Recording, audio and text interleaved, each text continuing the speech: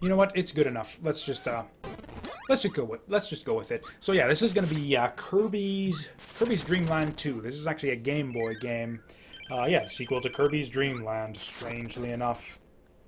And yeah, as you can kind of see from the opening demo here, this is kind of where a lot of the important elements of the Kirby series sort of got their start. The whole aspect of like swallowing enemies and absorbing their powers, that all started in this game here. You didn't actually have that in Kirby's Kirby's Dream Land, the first game. And yeah, here I am talking like I'm an expert on this game or something. I've played this before, but not thoroughly. Like I have tried this game out before, just for like brief little sessions. Oh yeah, you'll notice it's all colorful and shit, despite being a Game Boy game. I'm actually playing this on an emulator. This is an emulator of the Super Game Boy.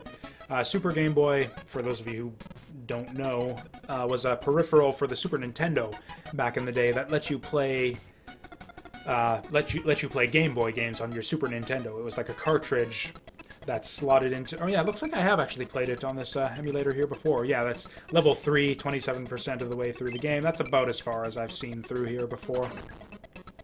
We're going to erase that and start a new game here. But yeah, Super Game Boy had some interesting capabilities. One thing that it does, because of the lower resolution of Game Boy games compared to the Super Nintendo, the Super Game Boy actually has like a unique frame for each game that it displays on the side of the screen around your TV. I'm actually not. I can see that right now actually in the emulator, but for some reason it doesn't show up on like the stream output video for some reason. Although if I change to windowed output mode, yeah. So this is what I'm looking at right now. As you can see that frame right there. Personally, though, I'm kind of the like gameplay is king mindset, so I think it's, I don't know, sound off in chat if you prefer it one way or the other, but I think it's better to have like the actual proper game taking up the whole screen here. Although the thing is, I can't get like the full colors and everything unless I go to Super Game Boy mode in the emulator. So anyways, that's just, yeah, technical bullshit. That's how we're going to do it. You can see we've also got, yeah, some animal helpers shown around the sides there. We got Ku, Kine, and Rick. And that's kind of the other main addition of this game. Not only do we have the addition of new special powers you can get for swallowing enemies, but yeah, as you can see, the power that you have changes depending on the animal helper that you have with you. Yeah, that's weird. It's like the color, like the individual colorized sprites go away once you enter the game proper. If I remember correctly, which I very well might not, the reason for that is that the Super Game Boy itself, like the cartridge itself, I think, is actually programmed to like display certain colors with certain games, particularly Nintendo first-party games. So it's like if you're playing Kirby, yeah, if you're playing... Okay, no broom power up in this game. There was a broom power in Kirby's Dream Land 3, but okay. Okay, we don't have the dash yet either, or the slide. Other than that, this is pretty familiar. A lot of this stuff here is familiar from Kirby's Dream Land 3, which is a game that I actually have played a fair bit of. Yeah, I played Dreamland 3 and actually 100%ed that game a couple times. I actually like it quite a bit. In a lot of ways, there's elements of that game that I think I appreciate even more than Kirby Superstar. It's tough to say, or not Superstar, Kirby's Adventure. It's almost tough to say, or yeah, Kirby Superstar, that's the one I mean. It's almost tough to say which I prefer, Dreamland 3 or Superstar. There are elements to both that I really, really like. And frankly, very few elements to both that I dislike, so... Did I mess it up? Get up there! Okay. Oh, we don't even get the full fanfare. What a ripoff. Okay, can I swallow this guy? Okay, there's our fireball. Okay, just like in Adventure, though, you lose your power if you get hit by anything.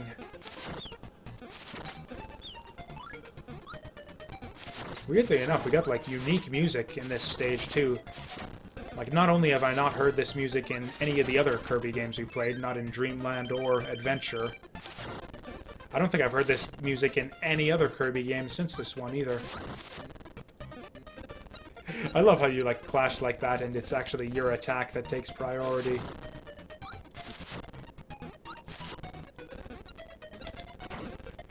Also, it's kind of amusing to me that Fireball seems to be like a really effective attack against this guy. So now that we've got Rick the Hamster... Hey, that's helpful. So if you notice on the border there, like the Super Game Boy border for this game, it shows you all your animal helpers with their names. So I'm never going to forget that Rick is Rick right here, because it shows his picture and his name on the side of the screen there. They all have their own unique music, too, although the tricky bit is that you can no longer fly. At least with this guy. Coo the Owl can obviously fly. But yeah, and Kine can swim very effectively, but yeah, Rick is kind of useless. Or I think they gave him the ability to, like, climb walls, I think it was, in Dreamland 3, or maybe he has it in this game, I'm not sure. Doesn't look like it. I think he also had the ability to, jump on enemies. We'll see if they kept that. Doesn't look like it. Okay, so it looks like they did like a little rebalancing of the animal helpers from Dreamland 2 to Dreamland 3. Okay, so we got a clean tomato that time, but still not enough for the 1-up. I have no idea how long this game is either, whether this is going to be like a multi-session thing, or whether we're just going to get this done tonight. Like, I'm amped and ready to go for like another good, like, 3-4 hours, if I feel like it. Which I probably will. I don't know if this game is actually going to take that long, but I guess we'll see.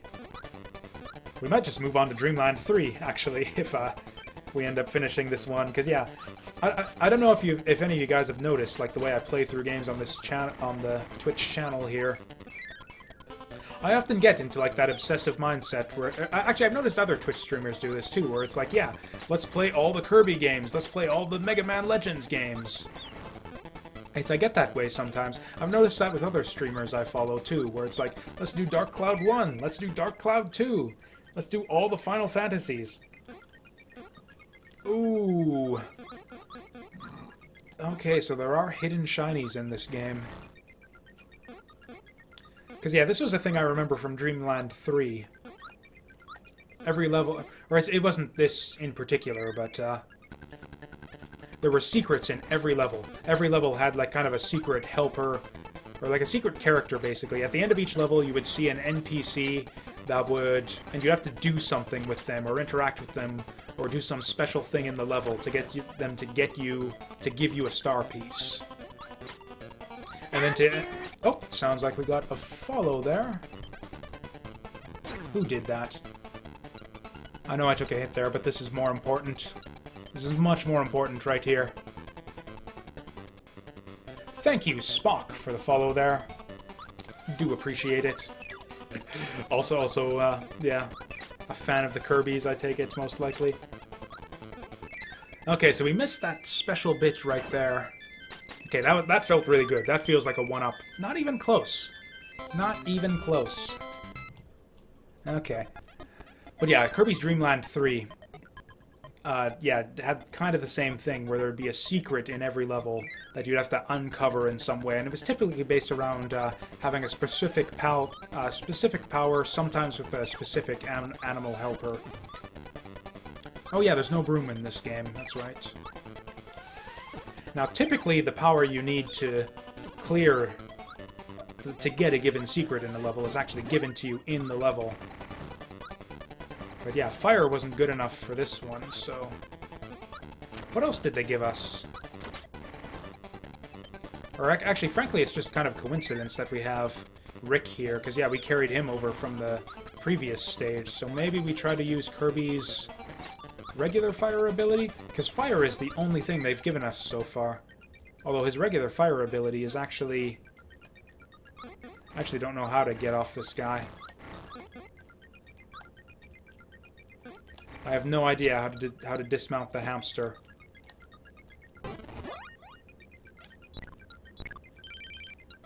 Oh, and he just fucks right off there. Okay. Because, yeah, in Kirby's Dreamland 3, because, yeah, if I didn't specify that already, Dreamland 3 is actually a Super Nintendo game. So, yeah, since you have extra buttons on the controller, you have a dismount button, like an actual dismount button in that game. And, yeah, you would just kind of leave your helper behind. No, I'm betting Umbrella. I'm betting it's Umbrella, because Umbrella goes, like, kind of above you. Wonder if we can respawn that guy and get his umbrella.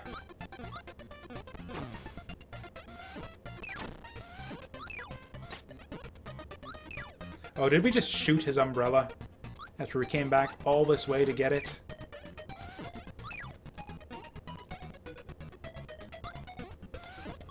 Okay, let's spit him out on the other side then.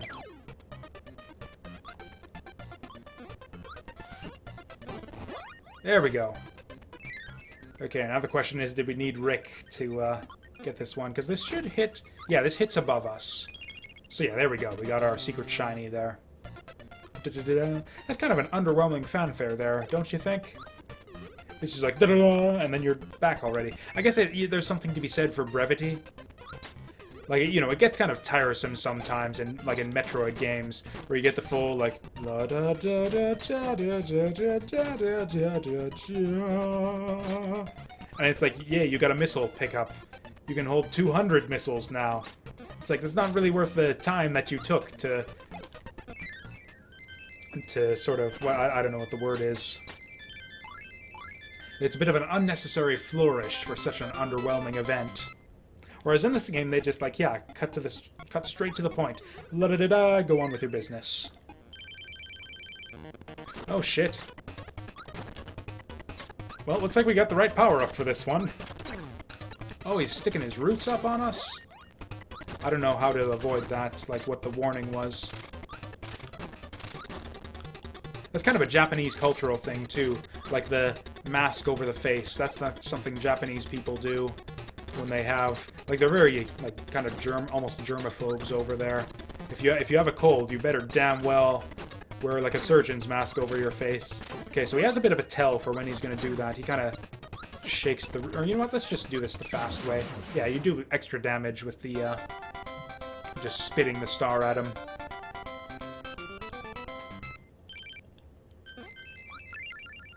Although he had the glasses, too. I don't know if that was, like, he had a cold or if he was just, like, trying to disguise himself. Like, was that a plot twist right there? It's like you're fighting the tree with a mask over on it, and it's like, surprise! It's the tree with a face from the first game. Oh, that's just the way back to the world map.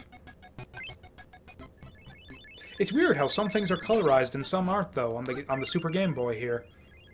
Because, yeah, actually, if we go back to the world map here, we got, like, different colors for the specific sprites. It's like this one's gray, and then it lights up when you get over it. Whereas when you get into the levels proper, like, there's different colors for each world. Like, the previous world was kind of yellow-tinted, and this one's kind of green-tinted.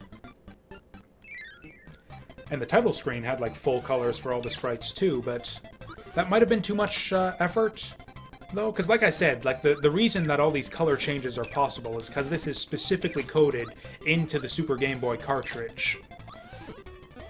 How many different powers are there in this game? We've only seen... I think we've literally only seen the umbrella and the fireball so far.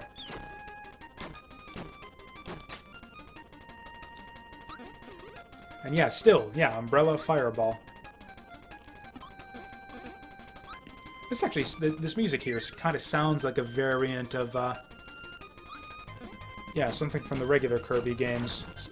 Like one of the more kind of series mainstays. Okay, so this is Coo the Owl here, who has a kick-ass theme song, I've got to say. Also, this is kind of like the Whirlwind from Kirby's Adventure. This actually seems pretty cool. Yeah, it's like the damage starts even before he starts spinning. Like, even when he's starting up that spin animation, you can hit guys with it. Okay, what about Fireball? Oh man, I destroyed I just played myself! I played myself there! Oh, and actually, it looks like they introduced the bit where you, Oh, that was a cutter right there. That was a new power that I messed up. I wonder if he's gonna respawn. Oh, you can actually flap with this guy. Okay, I want to see what fire looks like. Oh god, we're like dive bombing. That's pretty cool. Okay, what about this cutter guy? Sure, okay, yeah, cutter is, yeah, a series staple. This looks overpowered. This is like a Contra spread gun right here. I think we're going to want to hold on to this for like the whole game if we can. Still haven't gotten that one up. Just flap your wings, Ku! Get me up there!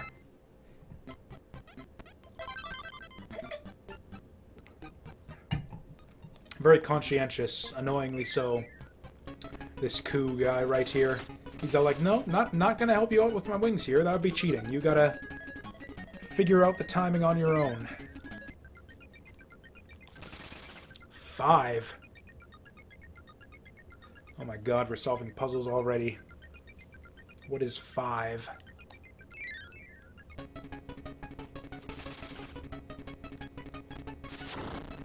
I mean, okay, maybe 5 for fire? I mean, 5 kind of sounds like fire, right? They have, like, mostly the same letters. We're like, it's like 5 is like 75% of the way to fire. Okay, looks like that's not it. 5. Or maybe dice is the clue? Is there a dice power-up in this game? This is nuts.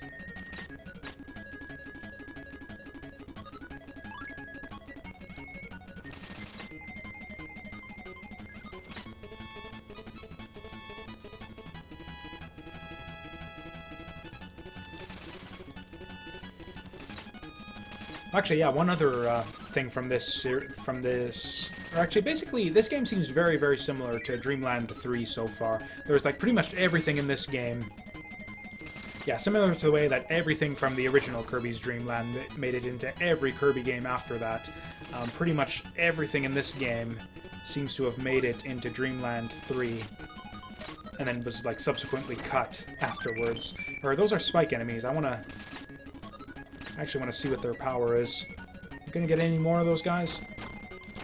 Okay, what about these guys? Is bomb a thing in this game? Doesn't look like it, and now I've lost my power. So what powers have we seen so far anyways? We've seen fire, umbrella, spike, although we haven't actually seen, like, spikes so far. Ooh, pathetic. Pathetic. Okay, so we gotta figure out something to get behind the 5 door there. As cool as it is to have the, like, animal helper themes, I kind of miss, like, the variety of having music for the different levels. Like, as great as Ku's theme is here, I'm a little tired of it.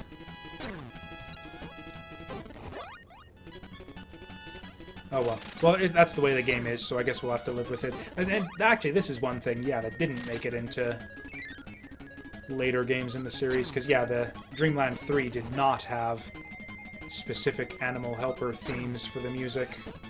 Fuck it, we'll go Umbrella. What's he got for Umbrella? Oh yeah, that's right, we did Umbrella already. It was a good power. We'll keep with it.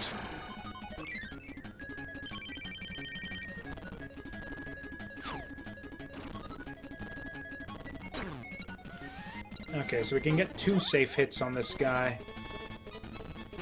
Actually, we can get, yeah, 3 safe hits on this guy. Okay, so you don't take damage if you go into the bag there. And yeah, again, we killed the fire guy with fire last time around. Oh, this guy. Is that just like a troll there? Like, it doesn't actually give you a power or anything? He's just there to be annoying? Actually, you know what? Those spikes there might be the way through the 5 block.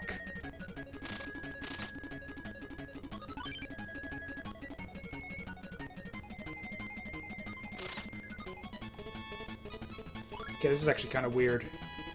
So if you hold down A, so he can float in place and he goes down a bit, but if you hold down A, he goes straight up, like, super fast. Whereas if you just tap A, he'll kind of, like, flap along there and go real fast. Okay, that's my audio cutting out there. Still don't know if that's just my headphones, or if it's, like, a system thing. If it's just my headphones, then I don't think you guys would notice a difference. But yeah, the audio has been like cutting out occasionally for me.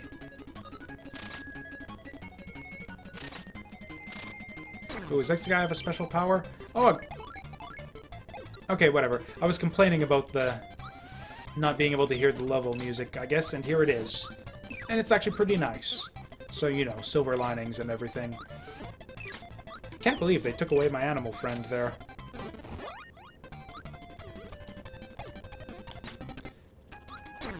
But yeah, very few special powers in this game, actually, compared to Kirby's Adventure, at least so far.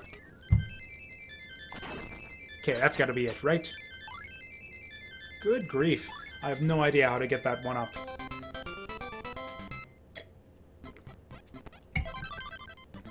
You get like a very, very slightly longer fanfare there.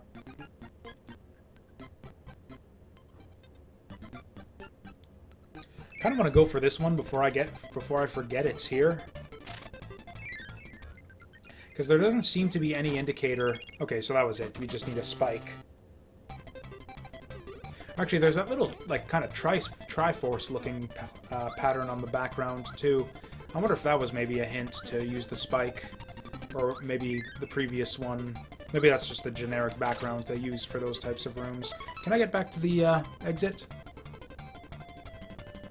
Okay, cool. We can just, yeah, watch Kirby do a little show here for us.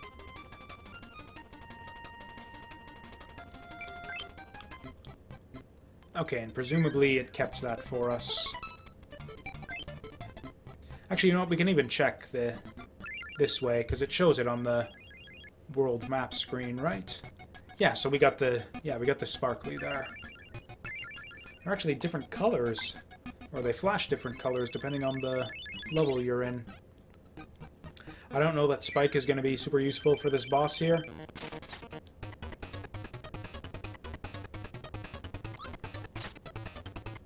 Interesting. Yeah, it doesn't make us invincible. So okay, it looks like this big boar. Or hedgehog? I think it's a hedgehog. Giant hedgehog is the enemy here. So this is like almost like a reprise of the Lolo Lala fight.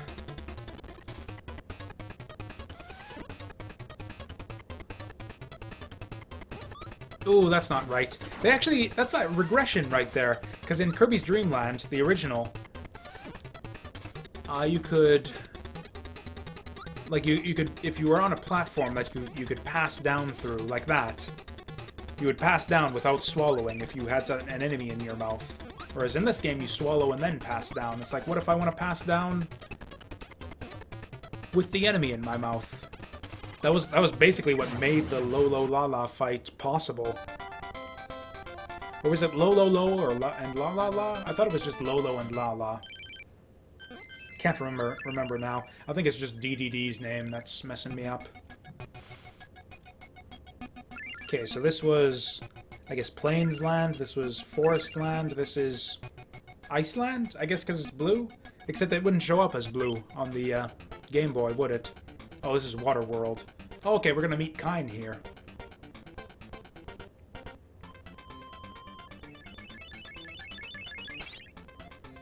I like how Kine is basically like the big fish from Mario. What was it? Big Bertha, I think it was.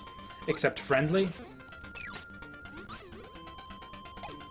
It's like instead of murdering you by taking you into his mouth, you like get to go on like a cool ride and swim underwater super fast and everything.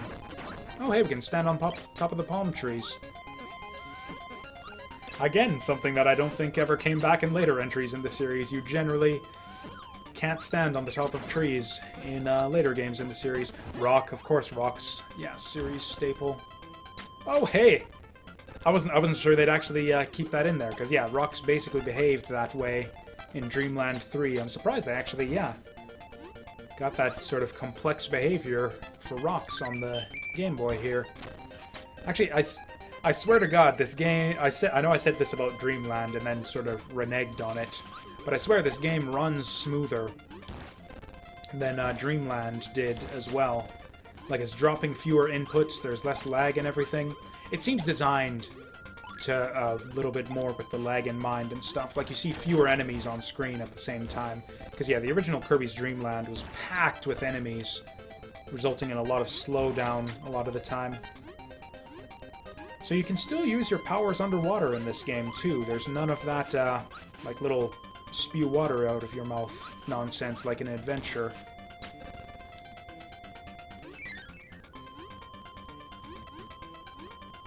Which actually, I think it would be handy to be able to spit water right now. Oh, although, yeah. You can't swallow things underwater, though, so if you take a hit, your power's gone permanently.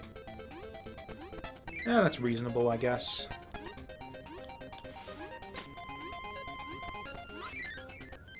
Okay. No, we're too late. The thing is... Oh, wow, that's the worst one yet, I think. Or no, the 2 health one is a little bit below that. Not even close to the one up yet, though. Oh, looks like this also added the bit from Kirby's Adventure where if you fall for far enough, then you'll kill enemies by landing on them.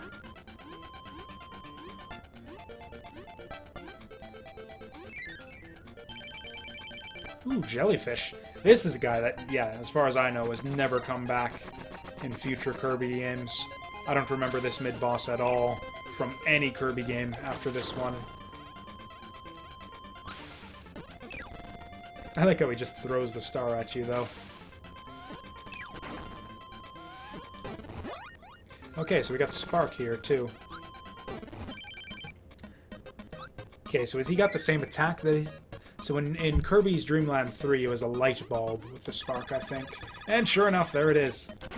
Yep, and you can shoot it off. This was one of the better weapons.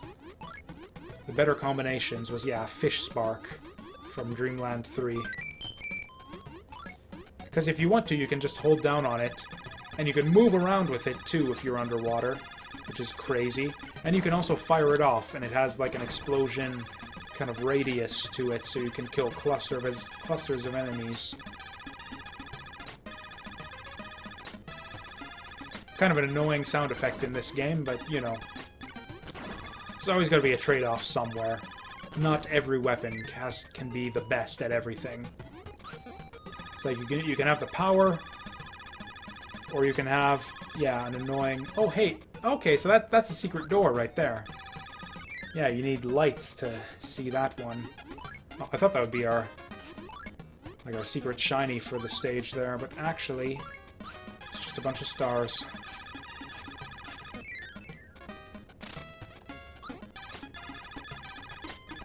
I feel like I should probably change this up and try something else, but... Hey, the light's taken us this far. How would a fire fish work? Okay, yeah, he's a lot less good on land, though. Very slow, very clumsy. But his weapons still work as well. Oh, you can even still move with the thing. Oh, give me the... Okay, good. It gave me the star power. Oh, you can swallow stuff underwater with Kind, too. That felt really good. I think that's the one-up. Yes! The timing on that feels super strict, though.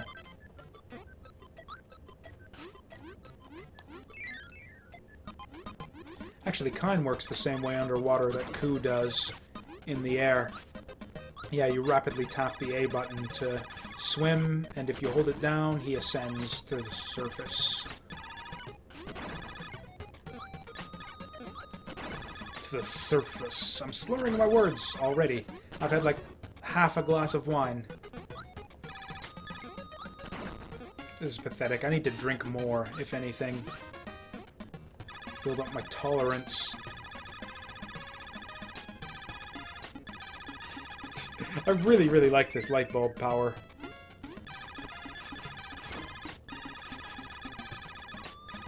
I'm just invincible. I mean, Kind's not even that bad above water, either. Like, you just kind of do short little hops along the... Okay. So we got two pathways here. Which one's the secret and which one is the normal way forward?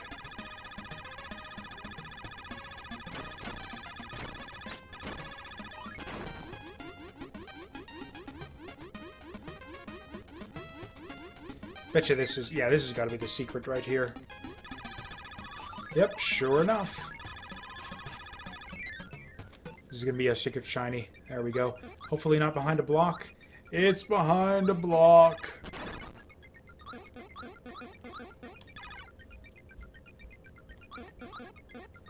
Okay, so what are we going to bring in here? But we need the light bulb. Or, okay, the light bulb just reveals the door.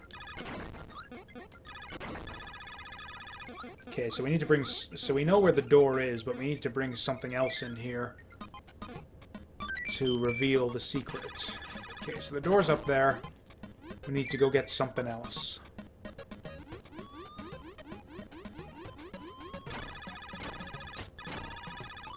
Except there's nothing else around here. We're probably going to have to come back and redo this level. That's usually the way it worked in Dreamland 3. Whereas, yeah, it's like you wouldn't really know. You get some kind of hint for what to do to beat the level once you beat the level. You'd see your little NPC helper guy at the end, and they'd do some kind of thing, or they'd kind of look at you in a certain way that would indicate what the secret is for that level.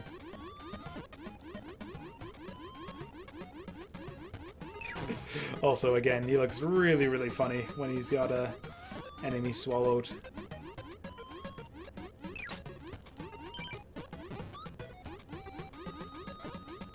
That's actually...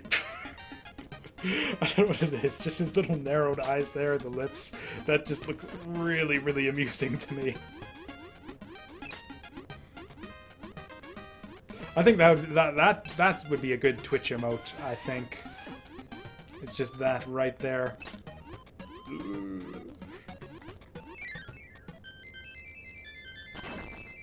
think that was way too early. Oh, we got the M tomato at least. That was actually pretty close. Oh, they don't even give you the full end-level fanfare. Unless you get that, Okay, so, yeah, unless you get the 1-up. So, yeah, the spark is not the way to the secret here. It'll show you the secret door. Knowing these types of... no, we need something that'll go below us. This is just like a strictly worse version of the light bulb. It doesn't light things up. It doesn't stick out in front of you if you hold the button, and it doesn't fire off. There is, like, absolutely no way in which you would ever want this over the light bulb. And yeah, there's no way that it'll go down, so... Fire might do it. No?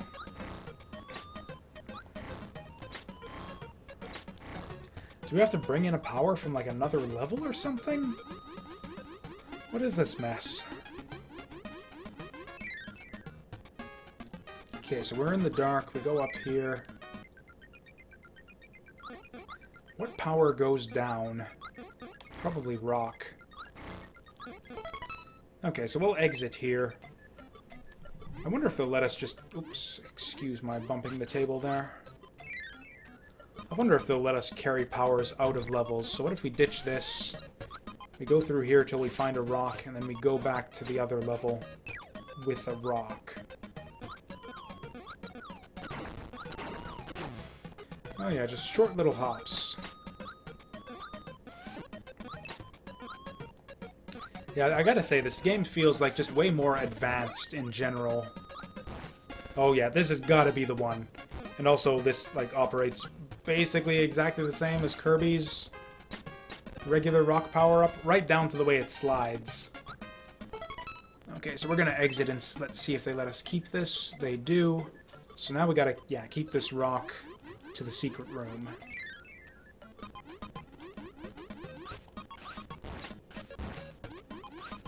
Which is actually a little bit tricky. Damn it. Okay. We're fine, though, because we can swallow stuff underwater.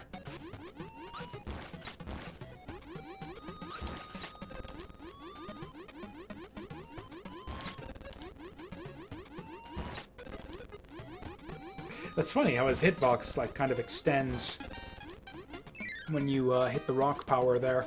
It's like stuff that... It's like I'm inside of enemies that aren't hitting me yet because of hitbox shenanigans. And then I turn into a rock and suddenly I'm hitting them.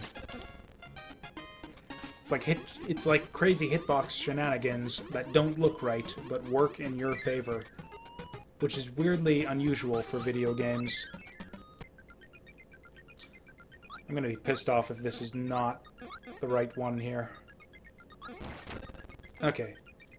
I'm not pissed off. I'm actually quite content right now. Okay, so that's secret number 3. Actually, yeah, this is World 3, isn't it? So we're as far as we've ever been in this game right now.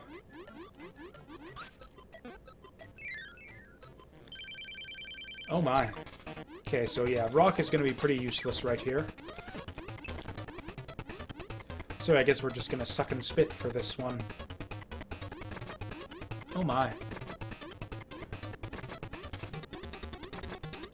This is another boss right here that I don't think ever came back in later games in the series. Although, you know what? Now that I think of it, I think that giant boar made a comeback in one of the Game Boy Advance Kirby games. I'm less familiar with those. I've played, I think, just about all of them.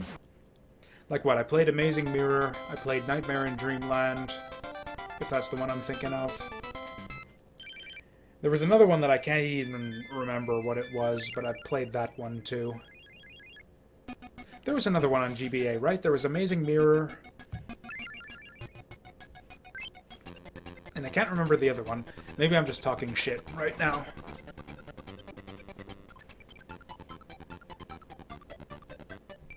Ah, poor fishy. Oh, we got 4 levels in this one. Okay.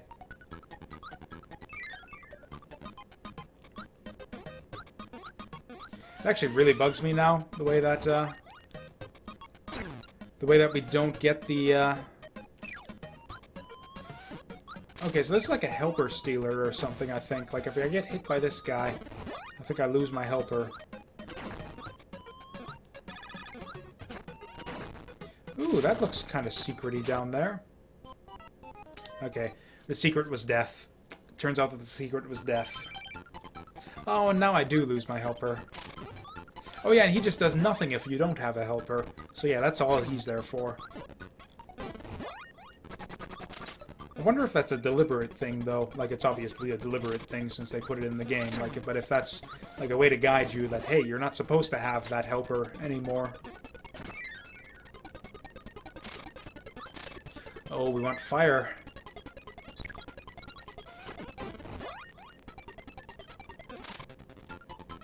Wait, what? Oh, right, because I swallowed the star.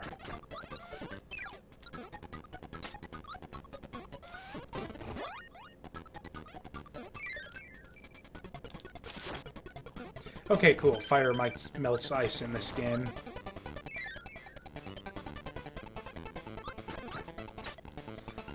Man, not only is Rick just like the lamest monster helper to use in the game, like he can't fly or anything,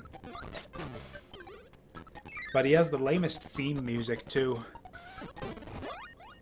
Oh, now we got ice. Man, they introduced the new powers to you, like, really, really slowly in this game.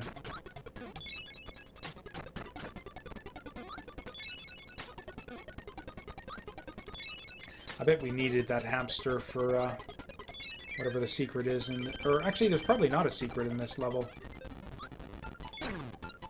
Oof.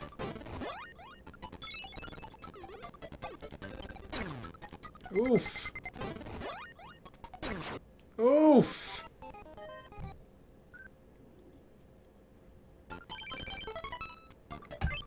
Oh, now I got no ice to deal with this guy. Frankly, it's probably easier not to use it. Yeah, look at how much damage we're doing.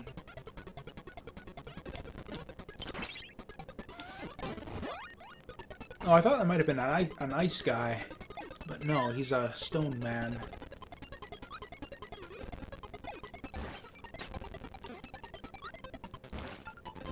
Seems weird to me the way it kind of sticks for a second there before it starts rolling down.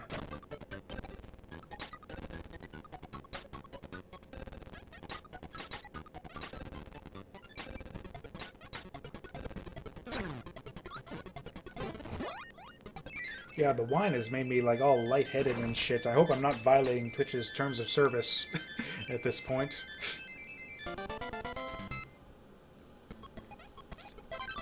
Or I don't know if anyone gives a shit. I actually did, like, a proper drunk stream over on YouTube before. That was... what was it? Yeah, I had done some kind of screw-up in my Mega Man Legends playthrough. So I did kind of a thing where basically I had to replay, like, half the game from the beginning to recover some progress because of a stream that went wrong or something like that. That first door is gonna have some secrets, yeah? And yeah, because I was so pissed off over the whole experience and having to redo shit, I decided, hey, let's get drunk. But Twitch doesn't let you get drunk. That's a thing about their terms of service. Do I just restart the level? I feel like I can't get in that door anymore. Oh, it's annoying because I need to hit up to go through the door, but up also inflates me. Okay, let's just restart the level. Actually, let's not. Let's just go through the chump door right here. Oops. Did we have a power? Oh yeah, it was just stone. That's not going to be helpful here.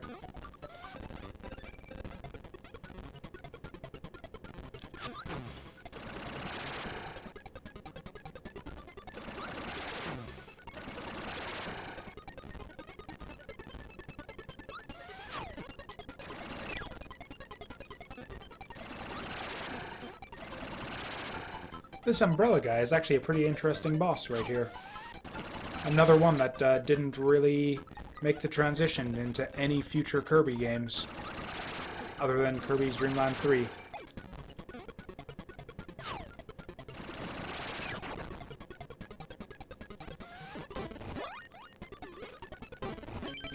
Oh, and there's not even any progress there. Yeah, we're not supposed to be able to get through this door until we get Ku. Okay, that makes a bit more sense.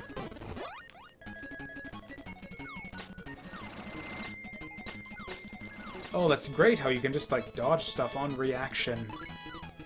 It's just like, oh no, I'm about to get hit. Ah, just pop up an umbrella. You're fine. Doesn't even have to be, like, something above you is about to hit you. Even from the side. Tornado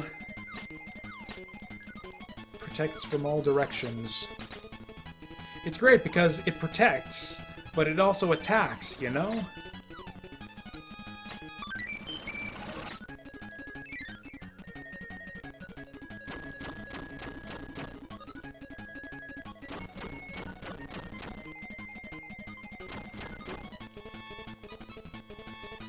Oh, that's probably the secret down there.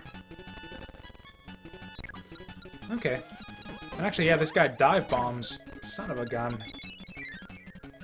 Is this every power in the game right here in this room? We got Umbrella. It's certainly all the powers we've seen so far. We got, what, Cutter, Umbrella, Ice, Fire, Spike, Rock. I think that might be all of them. Okay, we got one up. Oh, no!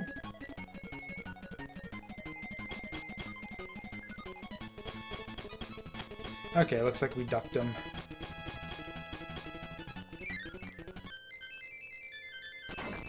Too late. Too late.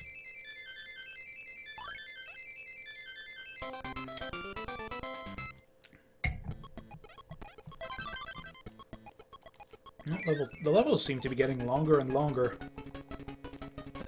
I thought this might be like a really short game, just because of how quickly we got through those first 3 worlds, but yeah, this one got like a little bit more going on here.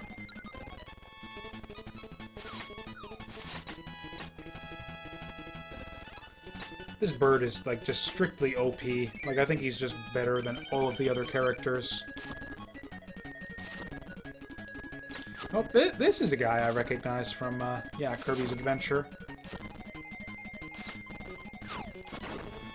Well, ice guy, weak to fire. Who'da thunk?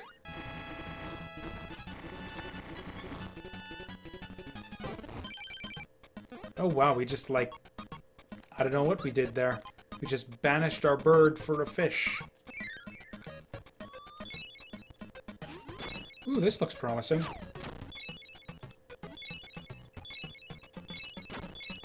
Oh, and you can like... You just tap it, like, just for an instant there. Just to get it coming out very, very briefly. I think this fish might be actually, like, the secret best helper in the game. You might think, oh, fish, he's only good underwater. But no, he's got really, really good attacks. It's like the light bulb, the ice thing here that comes out super fast. Actually, this fish was, the best character in Gokujo Parodius as well. Or not was he in Gokujo? No, I think he was in Sexy Parodius it was. Maybe he was in both. I don't remember. I mean, it's not this exact same fish, obviously, since Parodius is a Konami game, and... Oh, hey, he even freezes the frickin' helper stealer guy. Yep, we actually managed to get Kirby 2 up and running here, may as well. And welcome back. Although I actually played some, like, original Kirby. I played Kirby's Dream Land, the first Kirby game, right before this. And it was, like, freaking amazing how difficult that game gets when you go through on the extra, like, super hard mode. This is BGB. We are running it in Super Game Boy mode. Right, fish can't fly. Yeah, I took your suggestion and used BGB. Sprite upscaling? I think so. I'm not really too much up on my, like, technical term stuff, but I'm running it in a 4x window, I think.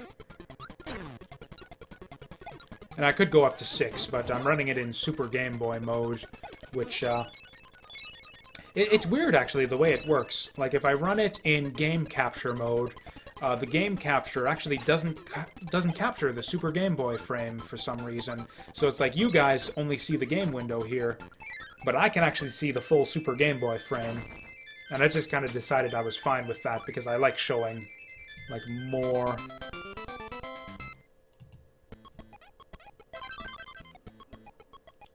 Or I don't know. It looks good enough to me. Or let's check the options here.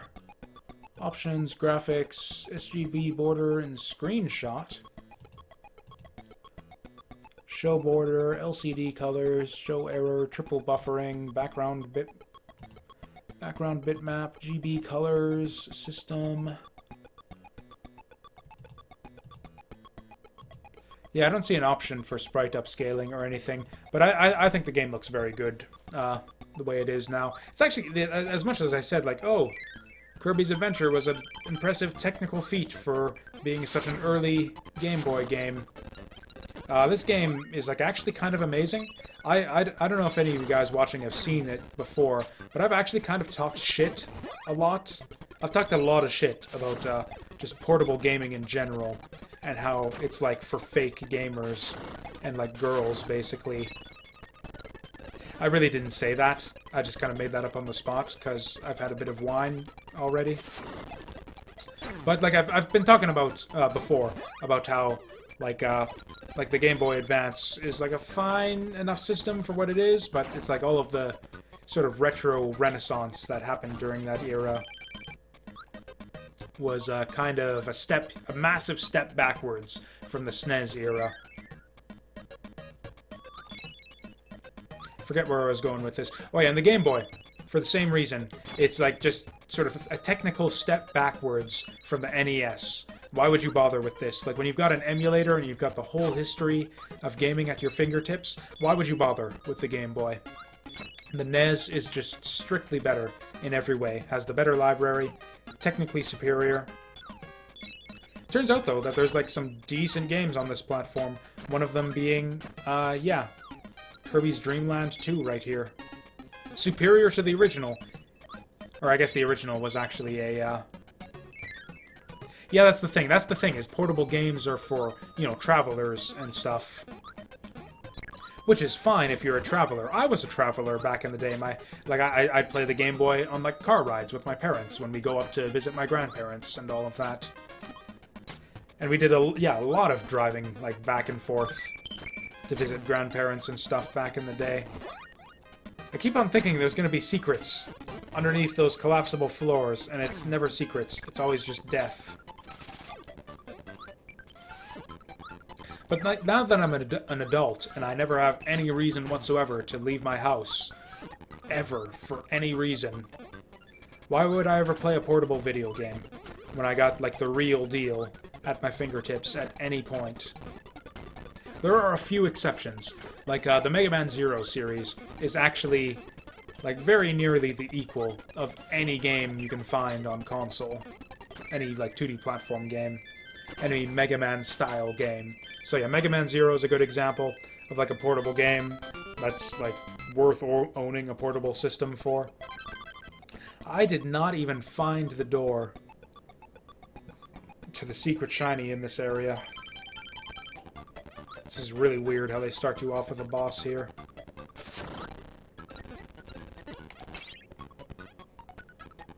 Double up on the stars for some reason. Okay, that was simple enough. What does Firefish do? Okay, he just shoots a projectile. Actually, I actually agree. I was actually on a big MAME kick, as to the home ports of arcade games. I actually kind of agree. Like, I was on a big MAME kick for a long time, and I was like, oh, I guess I'm just never gonna play, like, SNES Gradius anymore. Because I have access to the real deal now. And that's kind of true, for the most part. Although there's a surprising amount of console ports of arcade games I've found, like, have something to recommend them over the original. Either, like, new stages, or rebalanced difficulty that's a bit more reasonable and playable.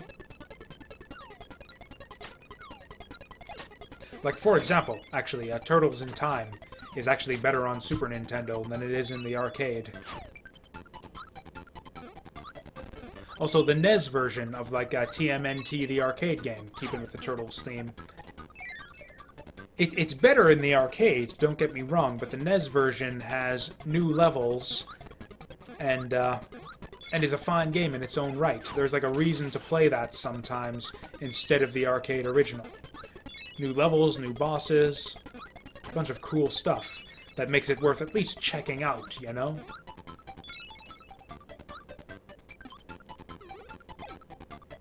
Oh, we want the fire. We want the firepower. And the fire was way back at the start of the level.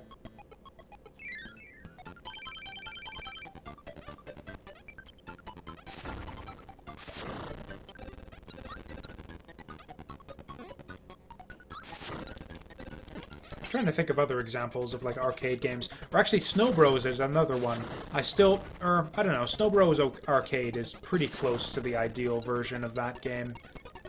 I still think NES Snow Bros is, like, weirdly compelling, though. Like, I like NES Snow Bros better than Genesis Snow Bros for some weird reason. It just seems to play, like, a lot more cleanly. It looks, like, better and less, like, weird and creepy looking. Oh, you know what? Fishman's not... Yeah, Firefish here is not going to be able to get underneath those ice blocks. Maybe, like, need to bring in Koo or something. Or either that or just ditch the fish. I don't know if I've played Genesis Battletoads, now that I think of it. That was some nonsense right there.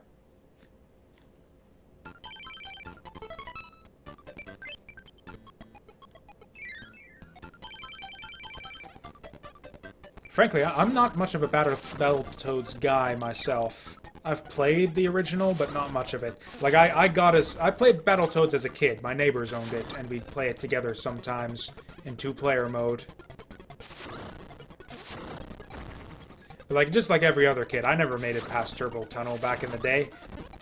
It's like that. It's like Battletoads. That game has 3 levels, and the third one is impossible. That was basically Battletoads for me back in the day.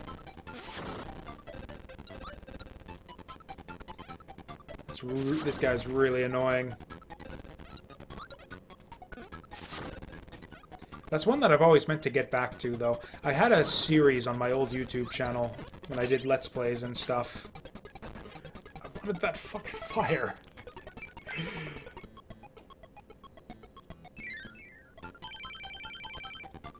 Oh no, I never made it past Turbo. I didn't even make it halfway past Turbo Tunnel. I never even made it to, like, the lightning gates. Yeah, I was terrible at video games. I couldn't even beat, like, Mario Brothers 3, or any Mario Brothers game back in the day when I was a kid.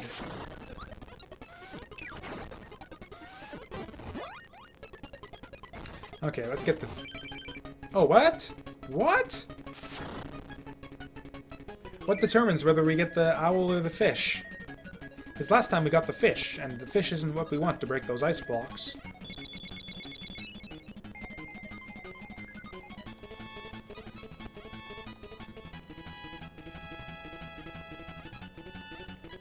Yeah, but Battletoads... Anyways, yeah, back on my YouTube channel, I had a series called Let's Stop or a series. I was intended to start a series called Let's Stop Sucking At.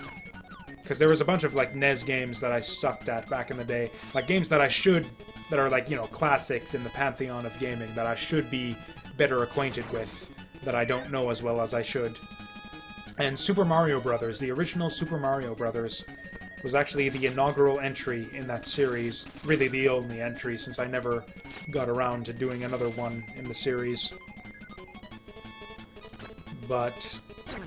No! We want the fireball. Because, yeah, I had never actually legitimately beaten the original Super Mario Brothers before, weirdly enough. So, yeah, I went back and I did that. I think it took me, like, 6 tries? Yeah, it took me, like, 6 attempts. 6 or 8 attempts or something like that. Okay, we need the fish to get through here. This is fucked up. We need the fish to get through the bubbles, but we need the downward fireball of the owl to get past this shit. Okay.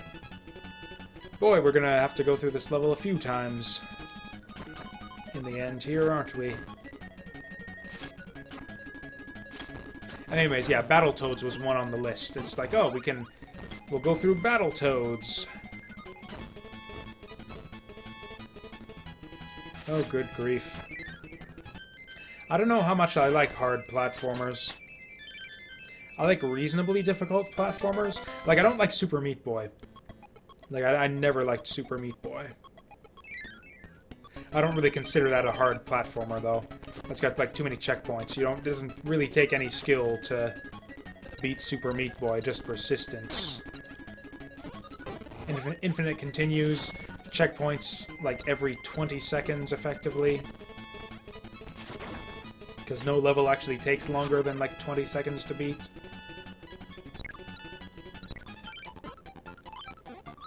Do we actually just get a random helper here and we need to, like, random the fish?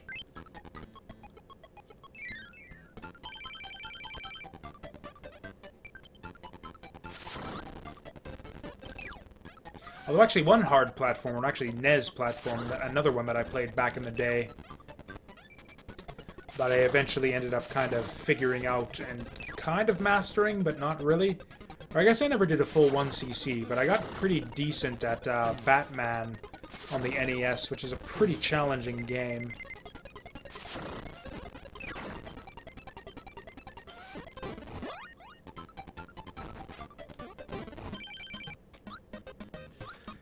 Yeah, I suppose that's true in a sense.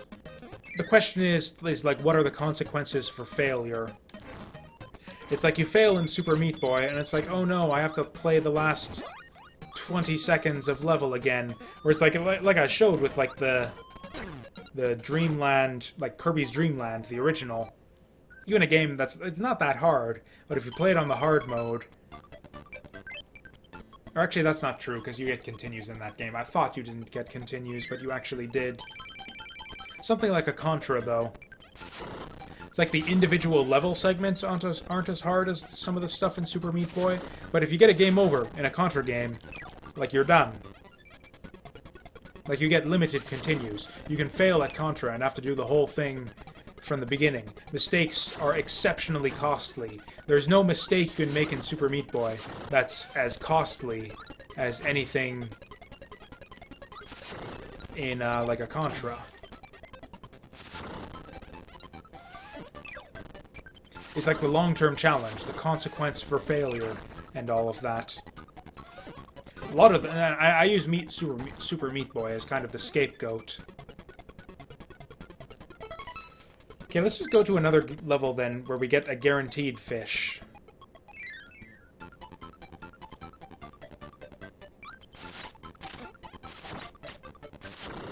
Where was the nearest guaranteed fish, anyways? Nope, it was here. No, that's a hamster.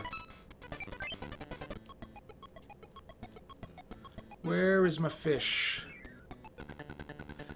Because, yeah, that's the thing, is I find that, like, the sort of long, like, arcade-style 1cc gameplay adds a lot of tension to a sort of gaming experience that I really miss from, like, a lot of modern games. Like, modern games, frequent checkpoints, all of that bullshit. Now we get coup for this one.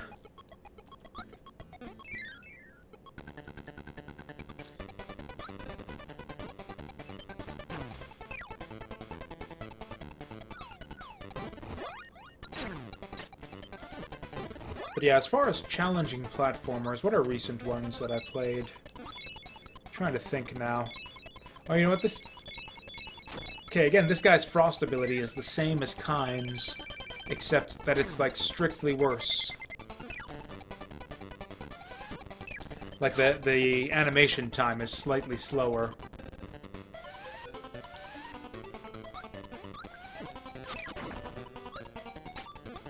Damn it. There's my fish. Whoops. Oh, no. Okay, at least we know where the fish is. It's like a world-spanning puzzle, almost. It's kind of annoying. I don't think I like this, and I like that they cleaned it up for Dreamland 3, where all of the elements you need to solve a given level's puzzle are right there in that level. It's like if you need fire to open the secret door, they'll give you a fire weapon in that level. It's just, sometimes it's a matter of, like, can you keep it long enough?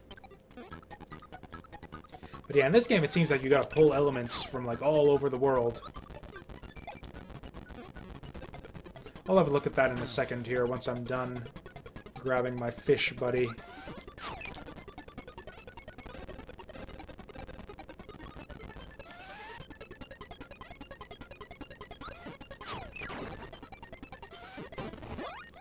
Okay, we're gonna grab that as kind of a buffer against losing the fish. Then I'm gonna quickly look at that video.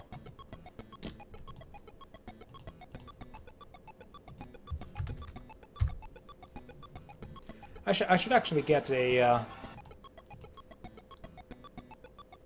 Oh yeah, fuck this is some I wanna be the guy shit. Yeah, this is the kind of thing I'm talking about, where it's like, it's really precise and demanding, but there's nothing to it. So yeah, this I'm not gonna bother trying to bring this up on the stream here, but it's basically like an I wanna be the guy style platformer with like a bunch of spikes everywhere, with some very precise platforming, and it looks like invisible blocks, like hidden or like illusory blocks all over the place.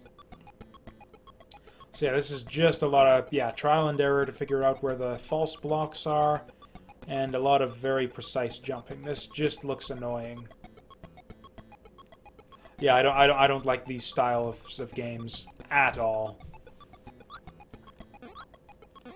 Okay, that's fair enough. I don't get the appeal of myself. Like I said, I'd rather play something like a Contra, where it's like the challenge is getting through like a whole game in one credit, and if you fuck it up, you're actually done, and you gotta go through the whole thing again. It's like you gotta master. It's like you don't just have to master like 30 seconds of gameplay, and then master another 30 seconds of gameplay, and then master another 30 seconds. It's like, no, you gotta master this 40 minutes right here. And if you fuck it up, you gotta do it again.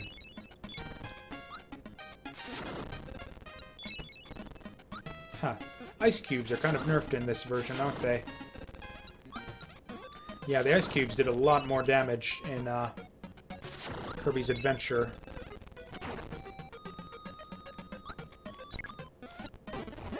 Okay, and we need to keep this fucking firepower up. Okay, and the enemies are going to come from behind us, which is really freaking annoying.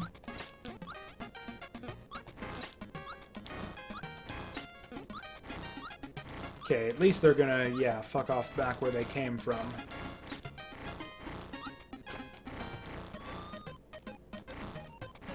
God, and we need to keep the firepower too? This is...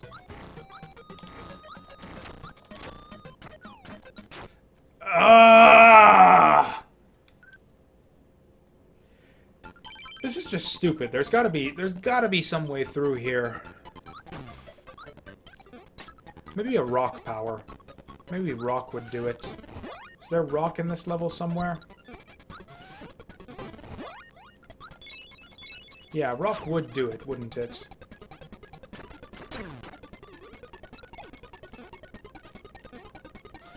Like, this is really stupid right here. Like, every time we take a hit on our way from the start of the level to the secret door, we would have to go back and redo stage 3 and then redo stage 4 here, including the boss fight. Okay, it's the rock. The rock is the secret.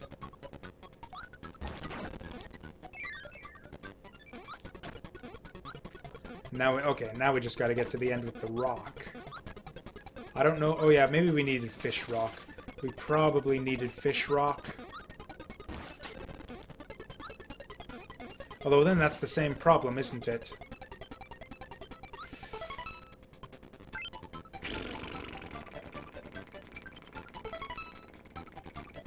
Yep, we need fish fire. Man, I was having such a good time with this game until now.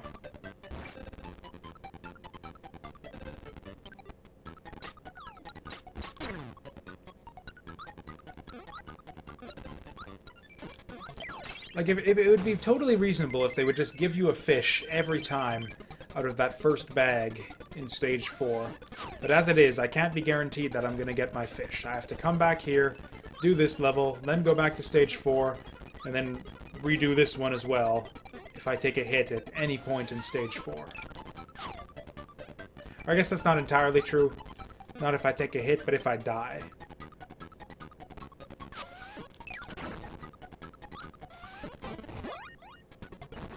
Now I'm down to 1 health. Oh, no I'm not. We're good. We're good.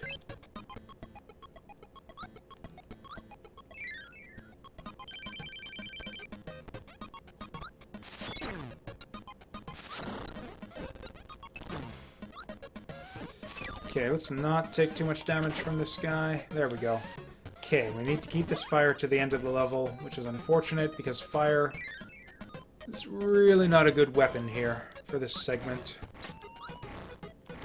It's really not a good weapon for Kine in general.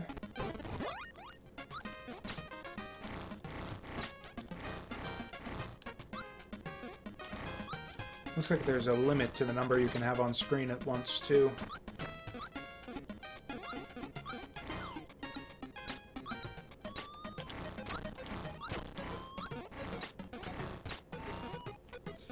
Okay, so far so good.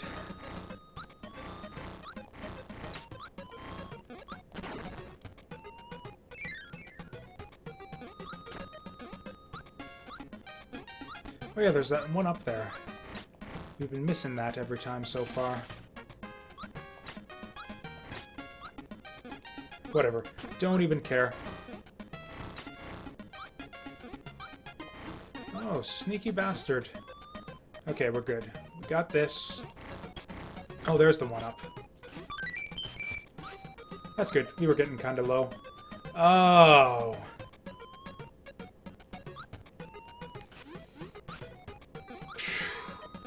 So how do we get out of this? No fucking way. No fucking way. So I gotta ditch the fish.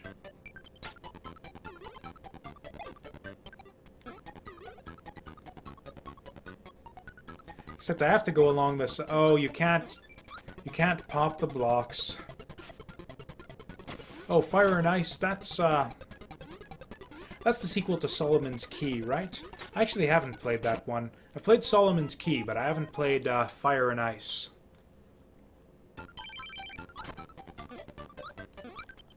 Alright, I remember now. Yeah, I looked up that one on... I can't remember why. I think it was during my Kickle Cubicle playthrough. I looked that one up for some reason. No, it is literally the sequel to Solomon's Key. Like, the Japanese title for that game, if it's the game I'm thinking of, if I'm remembering this correctly, the Japanese title for Fire and Ice is Soromen no Kagi 2 Kurumin to something or other Daisakusen. Yeah, it's actually, anyways, yeah, Soromen no Kagi 2. So yeah, it is a literal sequel to Solomon's Key. If it's the game I'm thinking of. Oh, prequel. Yeah, that kind of makes sense.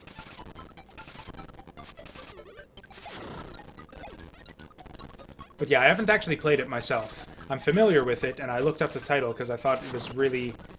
And I committed the title to memory for a while because I thought it was really funny.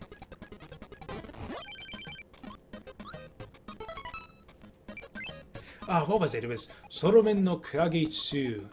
Kuruminto... something or other Daisakusen.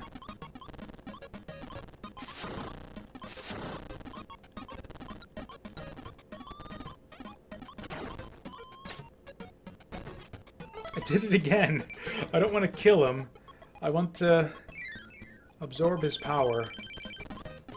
But be able to do it really easily by spamming attacks. Sakusen Daisakusen? I don't think so. Or maybe it's just... I can't remember. Do not remember. I'll look it up in a second, maybe. I'll look it up right now. Soromen no Kagitsu, Kurumin to Kyushutsu da... Really, it's just Sakusen. I thought it was Daisakusen. I mean, that was the name I got off of game FAQs, so it could be... that game FAQs was lying to me. Soromen no Kagitsu, Kurumin to Kyushutsu Sakusen. Yeah, you're right. Okay, looks like I was just misremembering then. Fair enough.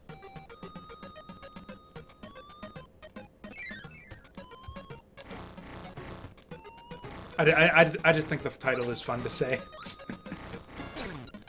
Okay, so those guys move a bit randomly, so they aren't guaranteed to... Actually, no, it's if you take out the block, I think, that they'll go back where they came from.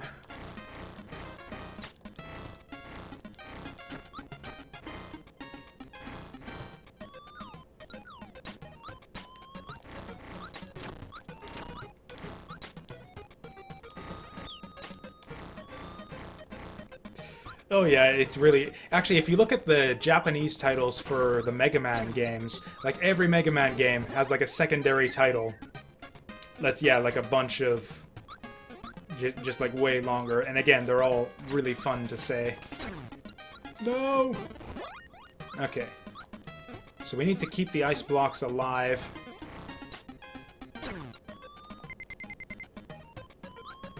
Also keep ourselves alive.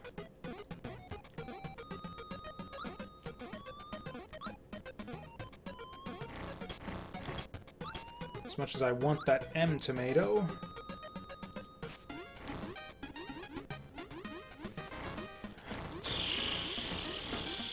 Okay, that's fine. We don't need the fire anymore. And we can get it back anyways. We're fine. Everything's fine.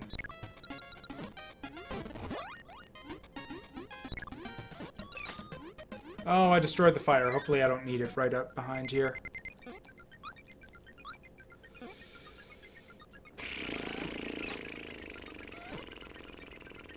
We do need it. Well, I guess the Gordo here is just so you can kill yourself. Oh no, you just lose the fish when you lose all your health. That's interesting. Okay, so we need to ditch the fireball, except it disappears super fast underwater. So we need to ditch the fireball, then super quickly suck up the thing, and then go back. Yeah, suck up the thing, blow it out without blowing up the fireball power, and then go back and suck it up real quickly. This is like some frame perfect bullshit right here.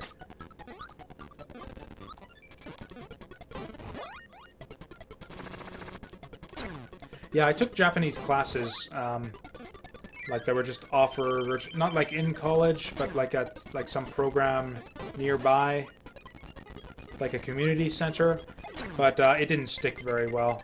I'm not very good at learning languages, as it turns out. This is just really dangerous trying to hit this guy with the spark. You just do this the normal way.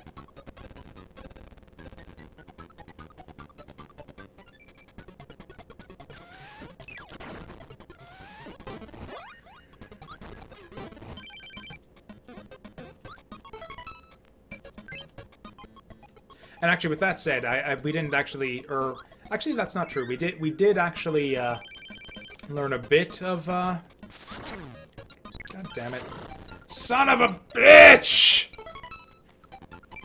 I wanted to deliberately jettison my power up there so I could spit it at the guy, but then he hit me, so I lost my power up, and then since I had the select button queued up, instead of losing the power up, I lost my animal friend. That's really, really annoying. The way that you lose your animal guy entirely if you hit select, and there's no way to get him back. They dramatically improved that for Dreamland 3. But yeah, anyways, as I was saying, they did technically teach, like, how to read Japanese as well, but it was mostly focused on speaking. And yeah, I know, like, a few Japanese words just absorbed from watching, like, anime and Japanese movies and that type of thing. But I'm, like, completely illiterate. I can't read any Japanese at all. Like, literally none.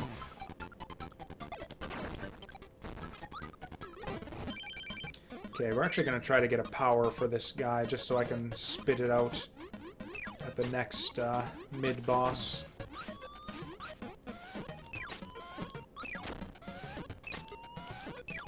You know what? Fuck it. We'll just go for him.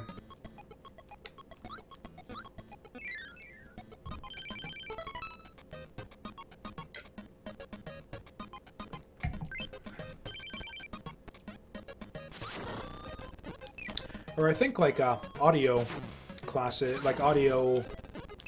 Like, they used to have those, like, those language learning tapes, right? They've got to have those types of things in podcast form these days, wouldn't they? I bet you that would be really helpful, at least for someone like me. Okay, this is by far, like, the most complicated bullshit we've had to deal with so far in this game. So we gotta come in with a fish power-up.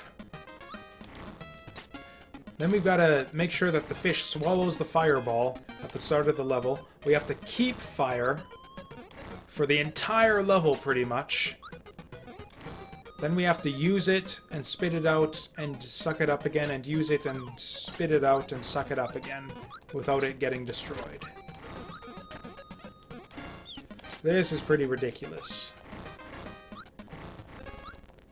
And you have to redo, like, a full 1.5 stages, basically, if you screw it up at any point.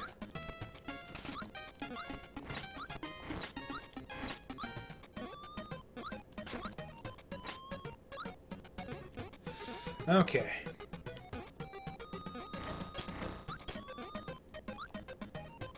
So that's hurdle 1 down. This is hurdle 2.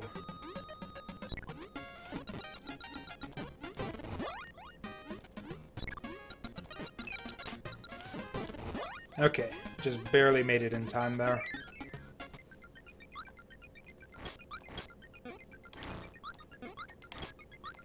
Okay. That's the World 4 secret. So who's the boss of Ice World gonna be? It is a dinosaur. That's... Okay, I wasn't really expecting this. Also, something is covering up my fireball graphic for some reason. Oh no! Okay, so fire kind of fucks this guy's shit up, doesn't it? Okay, that worked out well. I'm happy with that.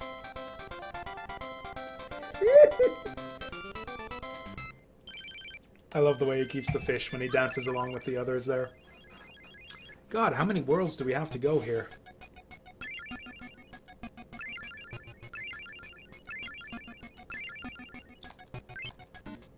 I guess not that it's really been that many so far, has it?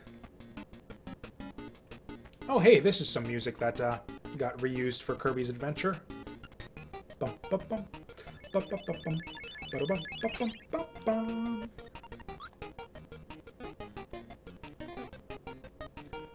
We have 5 levels this time? Holy damn.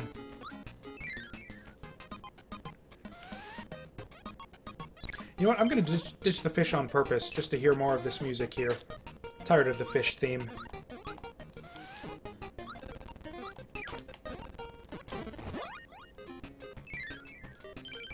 Might as well just take every power as it's served up to you in this game.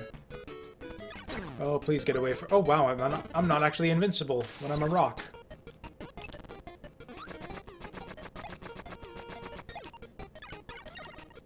Oh, dear.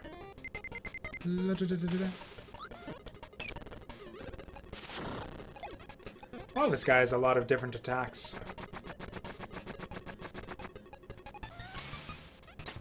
Oh, man.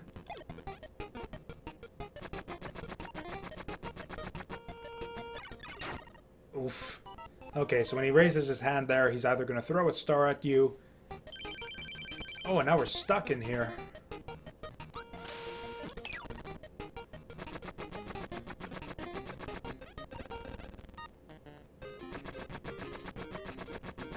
Anytime you're ready there, bub. Okay, I was ready for him that time. Man, I really missed the dash from Kirby's Adventure. It would be so helpful for a lot of things in this game so far. And we got Hamster Bro. Oh, that's pretty cool. So that's like the origin of the beam power from Kirby's Adventure and later. Disk space, holy shit.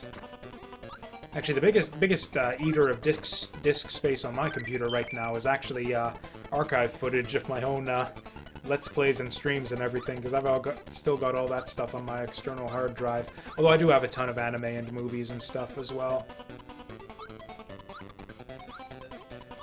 I actually ditched a bunch of anime from my hard drive collection a while back, and I kind of regretted it. It actually happened to me where I was like, oh, I'm actually in the mood to rewatch some Haibane Renmei now. And it turns out that that was the one that I got rid of in The Purge. So it's like, oh shit, now I have to go re-download it. Then I was in the mood... What was the other one? It was the same thing. Where it's like, oh, I want to watch this. Oh, I got rid of it like an idiot. Gotta go re-download it. Okay.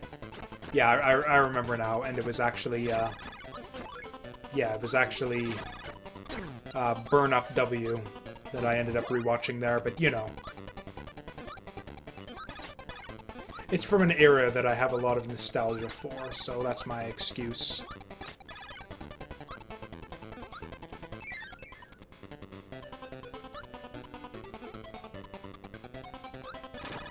It doesn't help. Yeah, it doesn't help too. I don't know if you're like me, if you're like a bit of a stickler for quality these days either. Like not like some people, I'm sure. But like I try to get all of my anime and shows and stuff in at least 720p, good quality and all of that.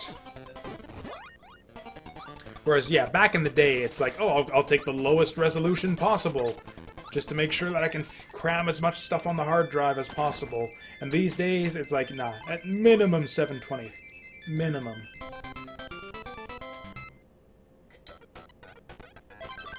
Okay, so you're even more crazy than I am. I don't give a shit about FLAC. I think FLAC is bullshit. Or I don't know, maybe it makes sense if you have better speakers than I do, but I've got really cheap, crummy speakers, so I don't think it makes a difference.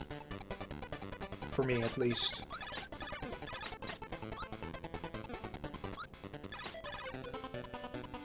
Can I get down there. Also, what is Spike with this guy? Okay, so it spikes behind me.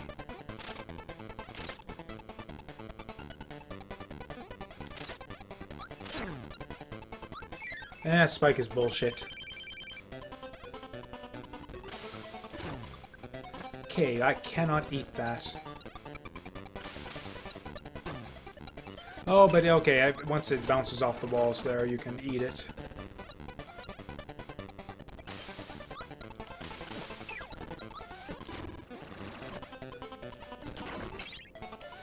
So what does the ninja get us? I'm guessing boomerang because of the way that all looked.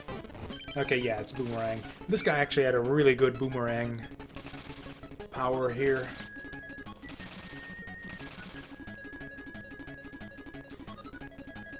Where do you get your anime then? I torrent most of mine from Bakuhatsu, which tends to have... Okay, so you lose your options to sort of swoop down in different directions in underwater as Ku, which I guess kind of makes sense. He's not a fish. Okay, but yeah, Bakuhatsu tends to have like a massive amount of options for quality settings and the like. They'll have like 4 different versions of every anime in various quality settings. Ranging from like, yeah, 480 to... Is it 480? I can't remember. But whatever, 4 something up to 1080. With the end, yeah, 1080 FLAC and all the bullshit.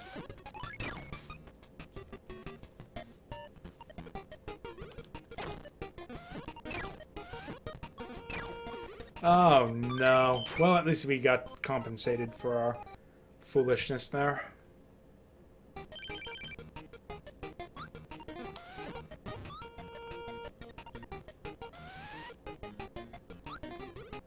Huh. Yeah, it's been a long time since I've actually torrented anime regularly, so I guess that would make sense that there's been a sort of better alternative these days.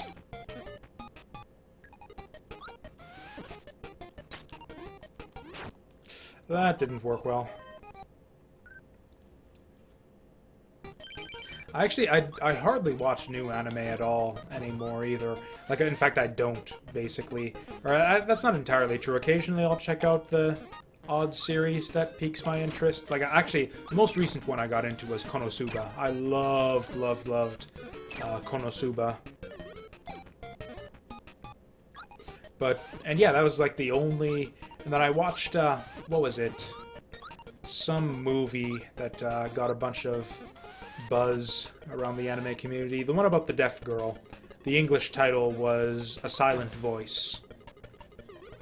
I liked that one a fair bit. That was a pretty good one. Wasn't crazy about it like I saw a lot of other people were, but it was pretty good.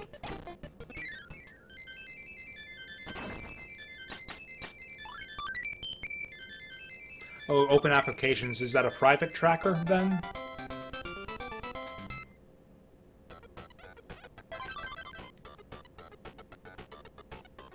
How did I not notice this music the first time around? I guess because I was on the fish. This does not sound like very Kirby-like music at all here.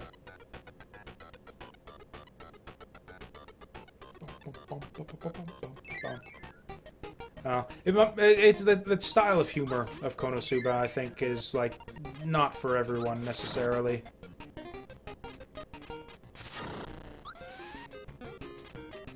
Okay, are you gonna, like, throw out something I can actually swallow? Like, I'm kinda stuck here. Until you give me something I can... Oh, that's just a regular enemy. I could just, like, air puff him to death.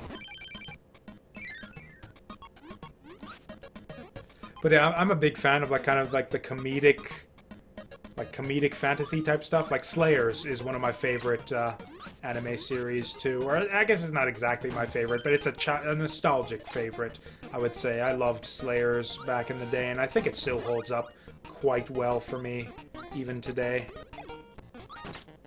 And I think Konosuba has... not exactly a similar style of humor, but similar dynamics between the characters, I think.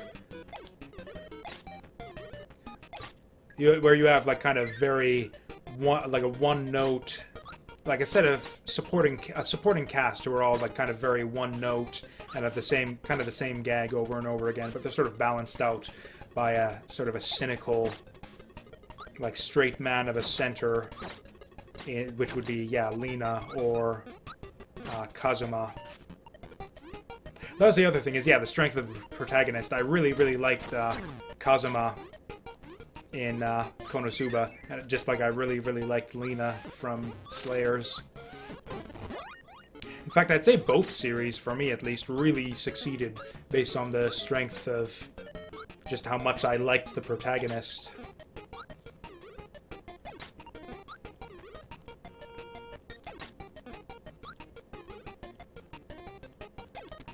Okay, so I'm pretty sure we missed a secret in here.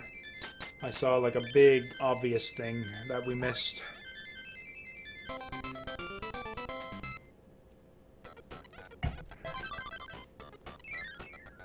I don't even listen to real music anymore either.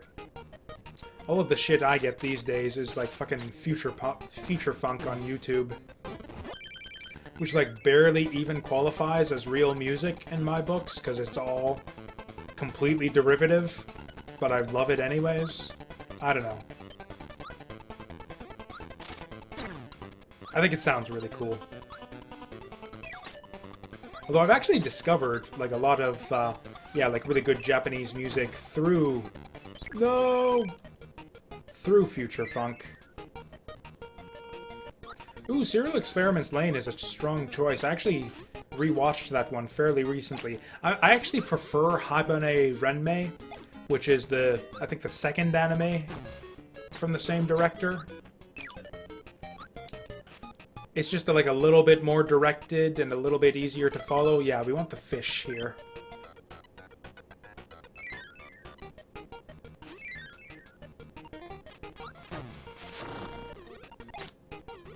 That's like really weird that the air puff is the only thing that damages that guy. Okay, so we gotta carry the fish to the end. This is tricky, because you either get the fish or the hamster, and neither one of them is very good for navigating this section here. Since it's like a lot of like platforming, that you'd want to just fly over this all normally, except fish can't fly, hamster can't fly. Fuck you, Bronto Burt. We're just gonna play this super safe.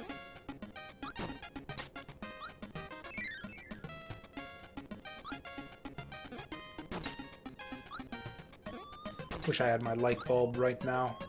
Light bulb is just so much better than umbrella. It's like strictly superior in every circumstance. That's fine, I don't need umbrella, I just need fish.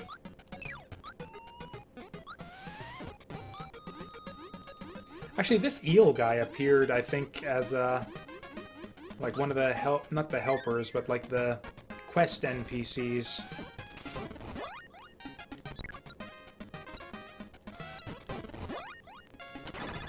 Okay, I saw that coming. So there's the door.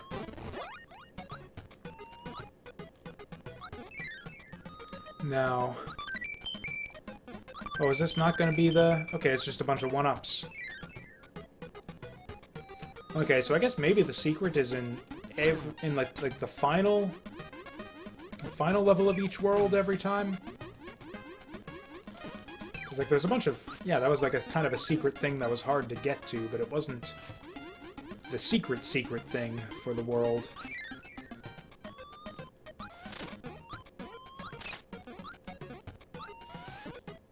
I don't even remember. Did I beat this level the first time?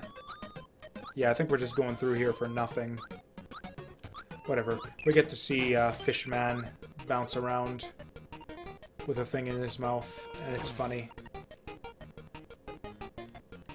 Yeah, we've been through all this before. Okay, let's see if we can get that M tomato. That was way too early. Not gonna get our M tomato. What does the M stand for anyways? I never even thought of that before. It's like mega. It's a mega tomato. It's a maximum tomato, because it gives you maximum health.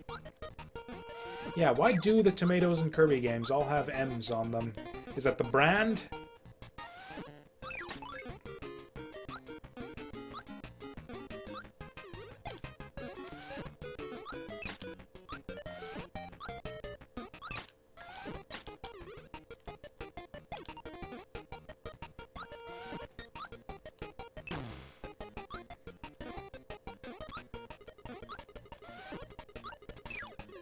Actually, as much as I bitched about, like, the animal helpers reducing the variety of the musical themes you hear in the game.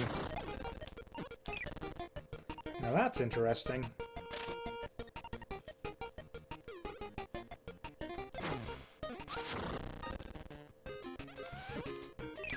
Almost looks like I could eat that to get a power, but I'm guessing not. Ooh, too late.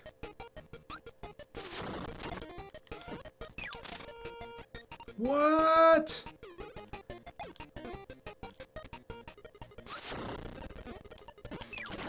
Oh, I see, because he's still black.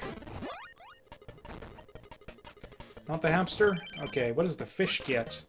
Oh, no. Poor fishy. And again, this just seems like a strictly worse version of some of the other spike powers we get, since you can't hold it down as long as you want. Yeah, it only retracts for a certain amount of time.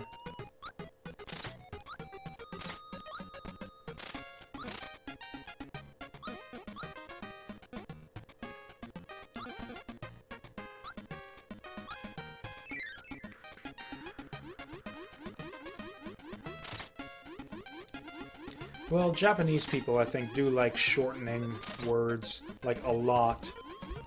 Like, it almost seems like they never use the full word for anything half the time. I'm surprised they even call it a tomato. Like, I'm surprised they don't just call it, like, a maxi-toe or something like that.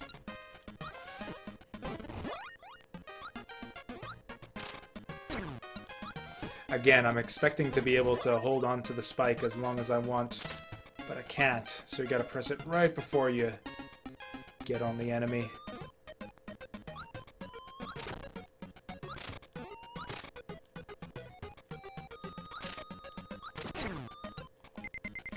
Or Maxi Toma, that would work too. Oof. Yeah, we can't actually get through here without taking a hit, so yeah, we gotta ditch the spike.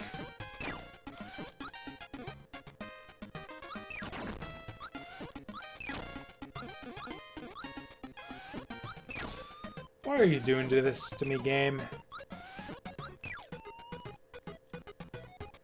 Why would you do this to me? Good enough. We beat the level. That's gonna be way too late. Oh, shit!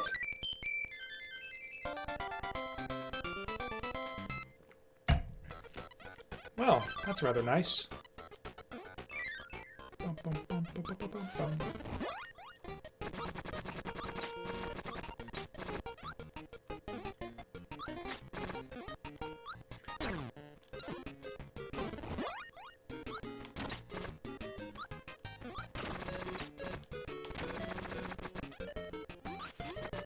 I actually really like how you can use your powers underwater in this game.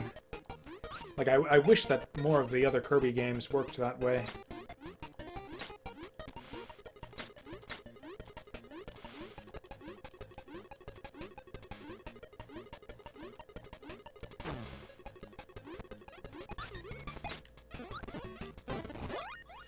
Oh boy, left or right? Well, probably one of them... Oh, never mind. I was guessing it was going to be another one of those things where it's like, oh, 2 boss doors. One leads to one kind of animal, one leads to another. But, yeah, this is just an auto-scroller right here, isn't it? Fucked it up. How do I have 10 lives still? I've died, like, probably at least 50 times over the course of this playthrough so far. Like, there haven't been that many extra 1-ups, have there? Like, I am with all the dying I've been doing so far, I am absolutely shocked that I haven't gotten a game over yet.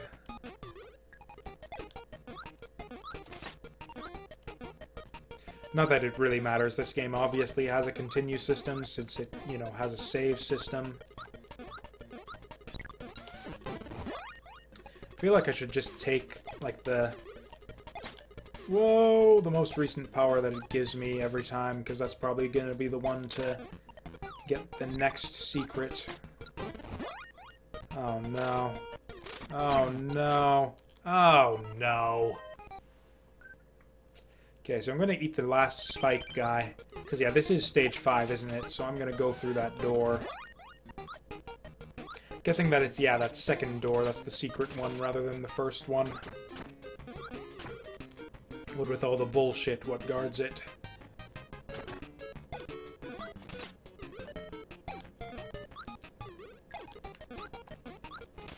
Oh, also, one weird little quirk of the controls here, too. You can only float by holding up in this game. Kirby's Adventure, you could float by hitting jump repeatedly in the air as well. So you could either go up, or you could...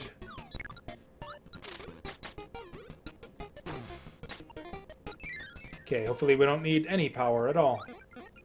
We probably needed the spike. We probably needed the spike. Oh, except we can just get it here, can't we? Oh, the scrolling stopped.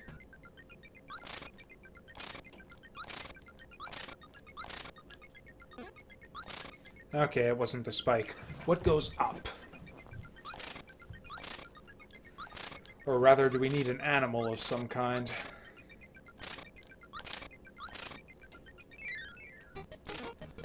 Well, okay. We'll have to spend some time figuring that out. Oh, it's the umbrella. The umbrella goes up. Oh, and of course we can't backtrack. You know what, Spike might do it too.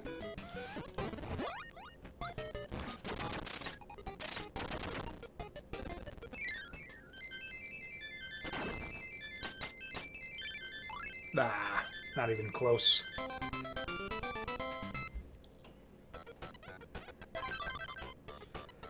Okay, so we need something that goes up. And some kind of... probably some kind of animal? Something heavy that goes up. Maybe sparks? No, except, yeah, it was like a metal covering, it looked like, kind of. Oh, shit! I've been raided! Super Doob, that went by too fast for me to see. Super Doobido has rated me with 14. Holy damn. Hey there, gang. Yeah, welcome to the Kirby Classic playthrough party right now. I must confess, I'm not familiar with your master who is raiding me right now, but yeah, welcome to the stream. We're actually just playing through some classic Kirby right now. We did Adventure a couple days ago, we did Dreamland earlier in the stream, and yeah, now we're on to Dreamland 2, which is not quite a blind playthrough, but pretty close. I've only played very, very little of this game so far, or of this game before. I played like World 3 last time I played this, and that's as far as I made it before getting distracted by other things. I don't know if you guys are the same way with games. Okay. Figures. Trying to impress my new audience here, and of course, yeah, we fuck it up immediately. That's fine. If we can get an umbrella for this section, that would be ideal here. Oh, sounds like a follow. I'm gonna have to be doing a lot of thanking. Suspiciously Evil Turtle, thank you for the follow there. I do appreciate it. Oh my god. Okay, let's just do this. Anyone who's gonna follow, just like get it over with right now. Oh, okay, we got a Super Doobie... Or actually, okay, we got a follow from Super Doobido and Suspiciously Evil Turtle. Thank you guys for the follow. I don't think there is a sword in this game, actually. I did not see a... Or, okay, I guess you're talking cutter. Because cutter and sword are two different things. You can't confuse them. Because, you know, Nintendo, Kirby... I don't know, just gamers get particular about those kinds of things, you know? But yeah, as far as I've seen, there isn't actually a sword power-up. Okay, umbrella. That's the one we want. We are in World 5 right now, I think? Yeah, I think this is World 5. Okay, we don't actually want to go through the door there. Oh, who is it now? I told you guys to get it over with earlier. Tepid Turkey Water. You know what? That's an awesome game. Or an awesome name right there. I'm gonna forgive you for not following when I told you to earlier, just for the name. Tepid Turkey Water and Acid Sniper 96. I'm probably reading these in a different order because I'm going over to the thing and I'm reading the most recent one that came up. So I'm reading them in a different order. I'm reading them top to bottom, and because of the delay, you're probably hearing them in reverse order. So that's, yeah, pretty amusing.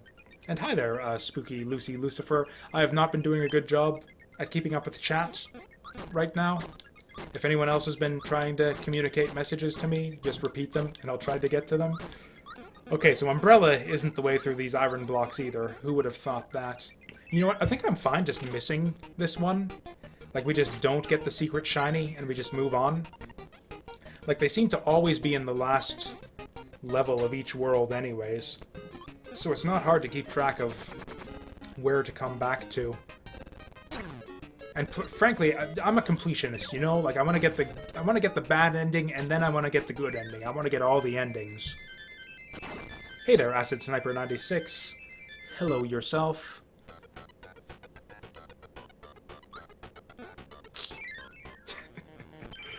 Oh, hey! Mr. Shine and Mr. Bright making a comeback. I was just talking about, during our Kirby's Adventure playthrough, how these guys didn't get enough of respect in the later entries to the series. Didn't see him in Superstar, didn't see him in any of the Game Boy games, or the Game Boy Advance games. Yeah, this was a fun fight in Kirby's Adventure. Really think it's a shame that these guys never... Or I guess that's not true. They made a comeback in... What was it? In, I'm blanking on the name now. Kirby's Avalanche. You do a fight against Mr. Shine and Mr. Bright. Oh, shit. Oh, my. That was a cool little move right there. This is like a really cool boss fight. This is even better than the one in Adventure. Oh, no!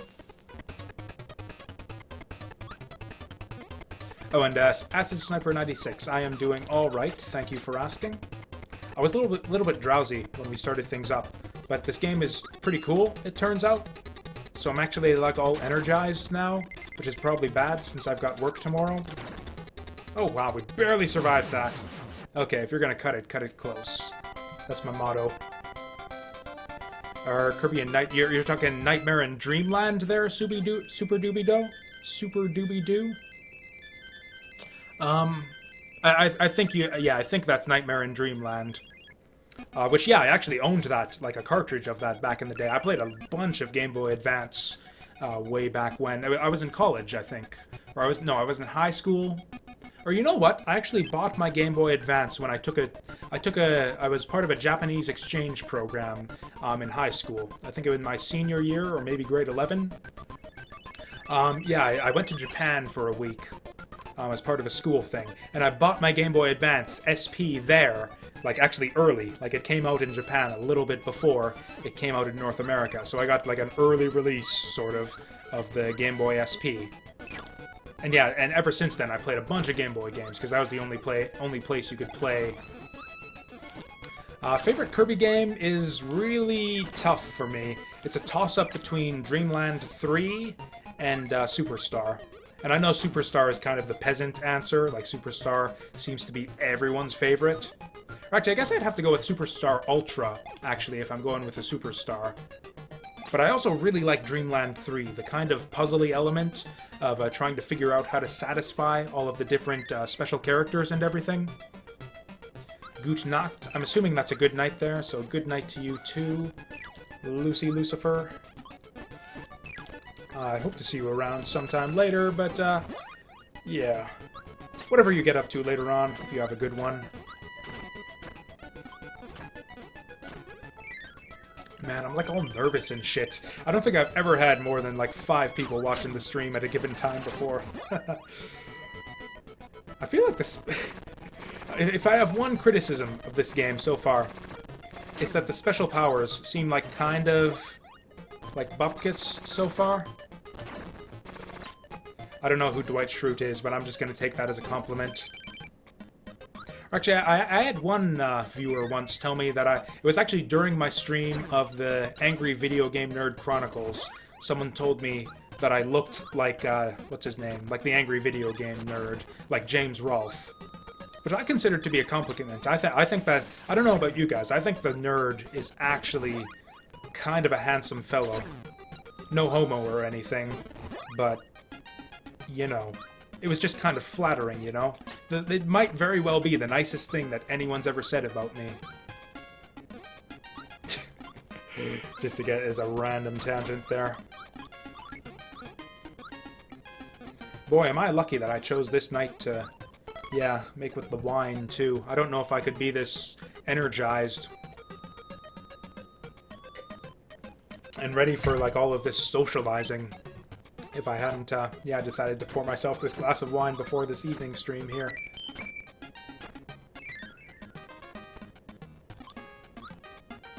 It was weird, because I'm not super familiar with the Angry Video Game Nerd's work, like, recent work. I actually watched his stuff, like, way back in the day, like, way back when he was the Angry Nintendo Nerd.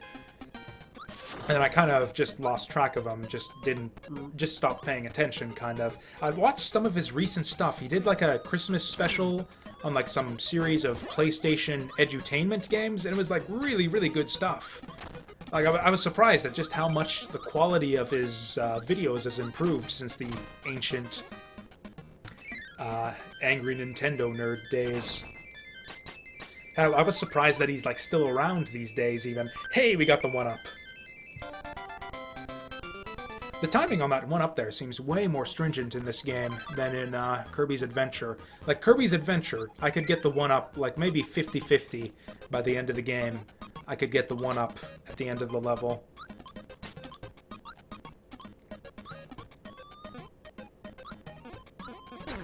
Yeah, it was really surprising to me. It's like, oh my god, Angry Video Game Nerd got, like, his own video game? And that video game got a sequel? And then I was surprised that the guy was even, like, was still around today, was still putting out video games, or putting out videos about video games, like, on YouTube and everything. And, like, not only that, but they're, like, better than ever. It's amazing.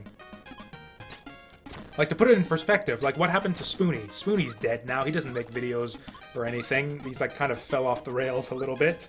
So, yeah, Spoonie's not really a thing anymore. He was around back kind of when the Angry Video Game Nerds start out. Nostalgia Critic, I watched a lot of Nostalgia Critic back in the day, and he's kind of not as good as he used to be, in my opinion. Although still passable, but not something I really follow anymore.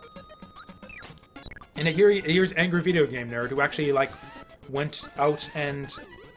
What the fuck?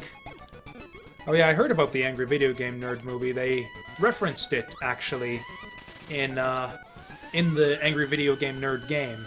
They made, yeah, multiple references to it.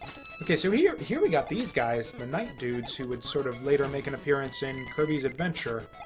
I have no idea how to break through these fish eggs.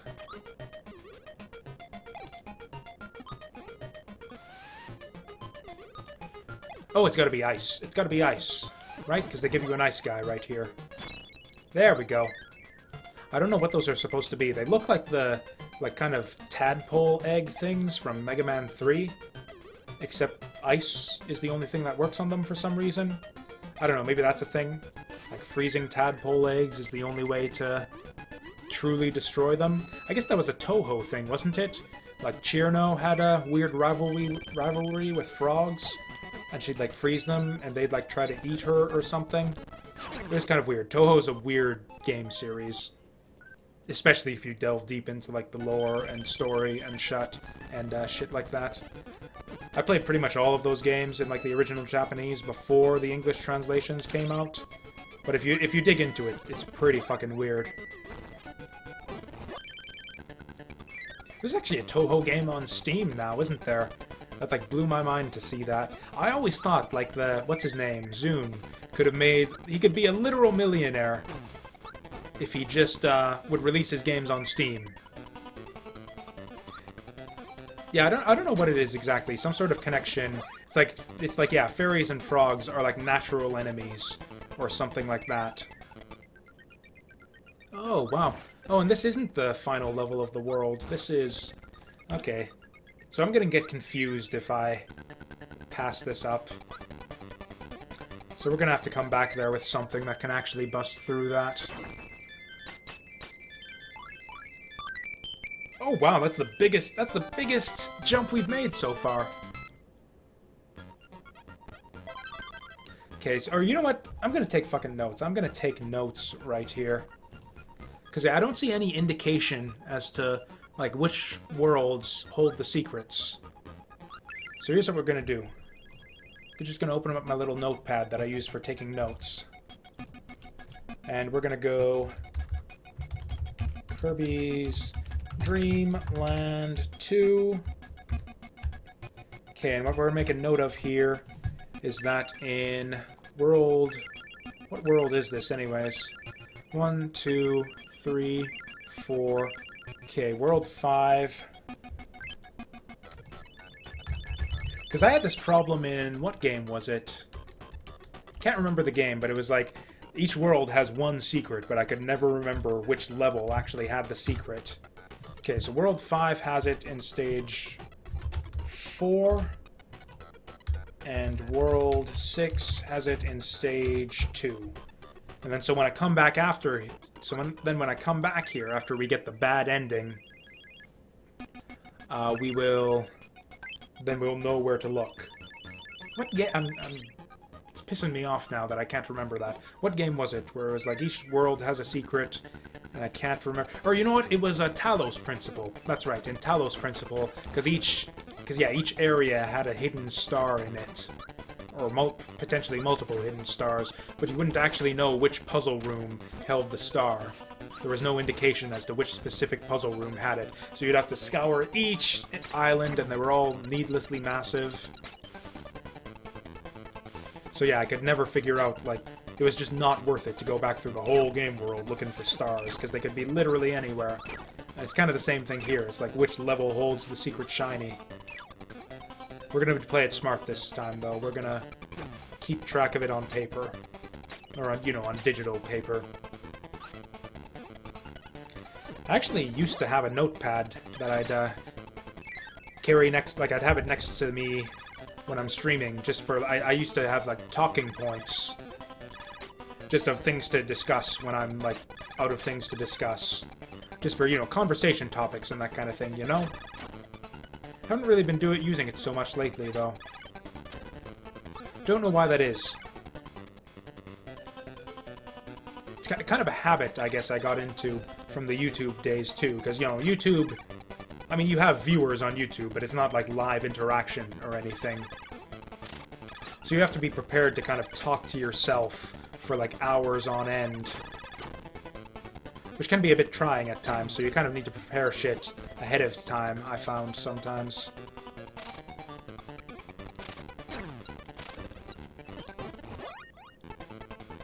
Man, I'm still keen to go back for those Talos Principle stars, though. That was a really fun game. And yeah, I think it deserves to have its stars found, And yeah, apparently Talos Principle 2 is going to be a thing. There goes my audio again for some reason. I think I want that fire power-up. Actually, I don't even need power-ups for this. I can just, yeah, we can just go through with just the regular sucky, blowy power.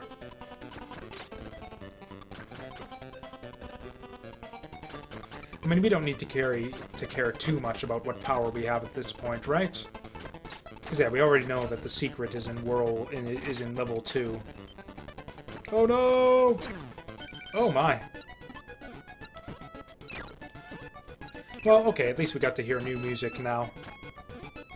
That's a really baffling design decision that it, like, takes away the regular level music if you have an animal helper. It's like, I swear, like, half the game's soundtrack we haven't even heard yet. Just because we've had animal buddies for most of the game. Also, it still bugs me how you don't get the full version of the fanfare when you don't get the 1-up.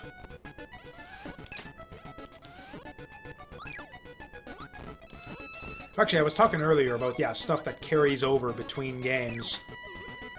Because, if you look back at the original, like, Kirby's Dream Land, pretty much everything in that game made the transition into future games. All of the enemies, all of the music, all of that stuff.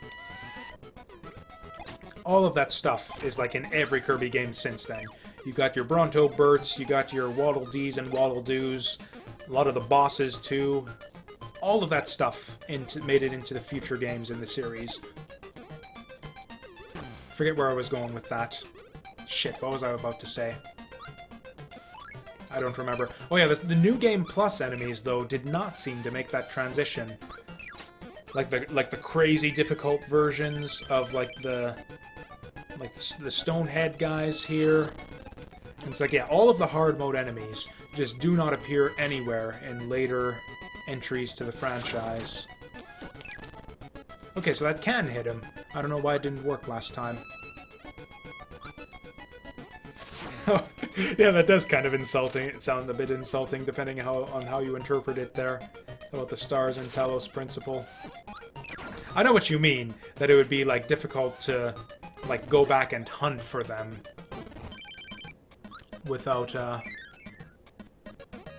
like, it would be really annoying to hunt for them. Like, frankly, I don't even consider that, like, spoiler territory at this point. Like, I am perfectly willing to, like, read a guide that tells me, like, at least what puzzle rooms that all of the stars are located in. Like, I would not consider that cheating in any way. If I could just, like, find a guide that tells me, like, where I can see them, where I can find them in the game world, and then I can figure out for myself, in theory, at least, how to collect them. Although, oh yeah, that was the thing. I was looking up Talos Principle stuff on YouTube, and I accidentally saw the extra ending that you get. Or not, I didn't see the extra ending, but I heard described, like, what happens in it. So that's a bit disappointing. So yeah, apparently the other ending to that game, apart from the bad ending and the good ending, there's the star ending, which I kind of know what happens in that one now.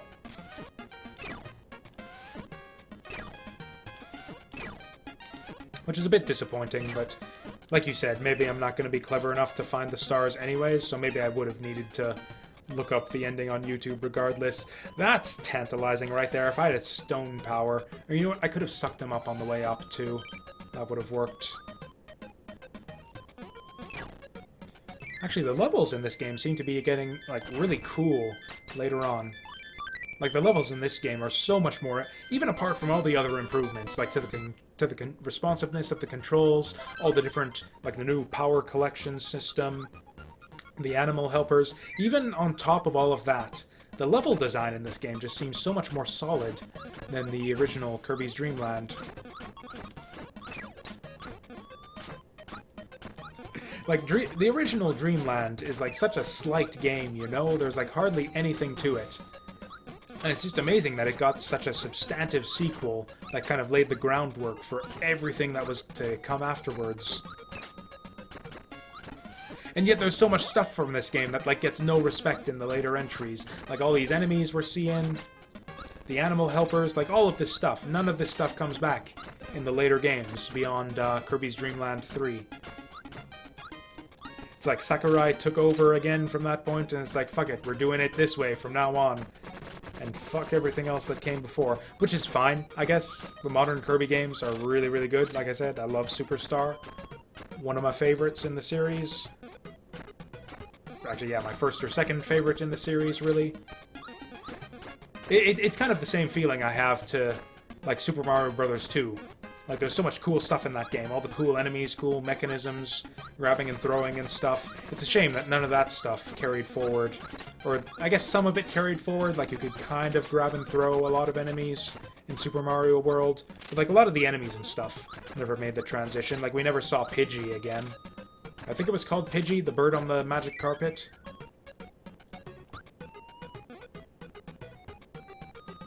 What are other fun enemies? Like Phanto. Never saw Phanto again in a later Mario Brothers game. Yeah, I probably want to fly for this area. Probably would have been smarter to ditch the fish. Ooh, good music in this stage, too. Yeah, there's like multiple reasons why it was good to ditch the fish there.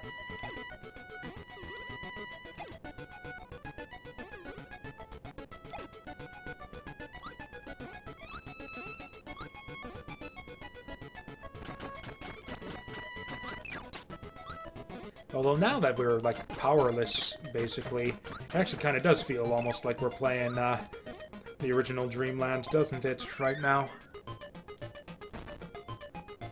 Oh, no.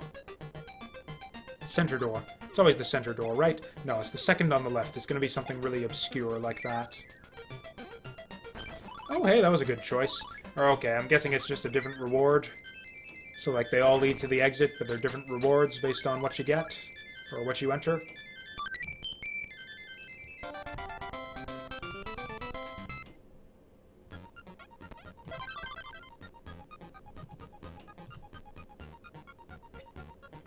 Oh, I was gonna say, hey, it's boss time now, but no, we've actually got 6 levels in this world. So what is this, world... like 6, I think it is? So 7 seems like a good round number, right? Yeah, 7 is a nice even number for worlds in a video game. But you know what I mean, like Kirby's Adventure had 7 worlds to it, yeah? It always seems to be the way it is. It's like odd numbers are like the good round even numbers of video games. It's like if you have 4 levels, then it's not right to end it on like stage 4, you know? You gotta have that stage 5 to sort of round things out. So this is fucked up. This game is just trolling me right here. It's like, hey, here's this fish, but you can't fucking have him. Not even with the power we got from the boss right before here. As neat as this game is for like the time that it came out in, and like how technically proficient it is, and how much of an improvement it was over the first game, I really miss a lot of the niceties that they added in Dreamland 3. Like how every level gave you the elements you needed to complete it. This, on the other hand, is pretty cool right here. Rollin', rollin', rollin', rollin'. Oh, is that it?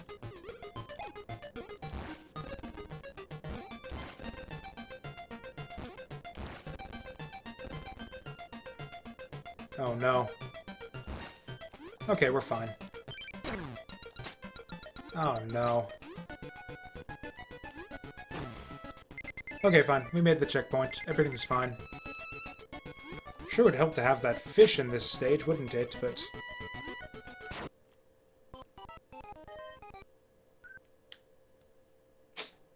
I deserved that. I think I was a little bit late on the draw there. I mean, obviously, I was, since I died, and everything, you know. Just kind of a habit, you know? Like that Dark Side Phil habit of, like, I was pushing buttons! Like, it feels like I reacted to that in time, you know? Yeah, I'm sure everyone's had that experience. If any of you guys out there have, like, played video games before, have probably had that experience where it's like, oh, I wanted to do something different. I could have sworn I pushed the button. The game fucked me over. Even though it's like, you know, the game is a computer, and the computer knows better than you do whether you hit the button in time or not. The game is the final arbiter of whether you did what you wanted, what you pressed on the controller, and whether or not you hit that button. But nevertheless, the hubris of man, though, to think that he knows better than the video game console, whether or not he pushed that button in time.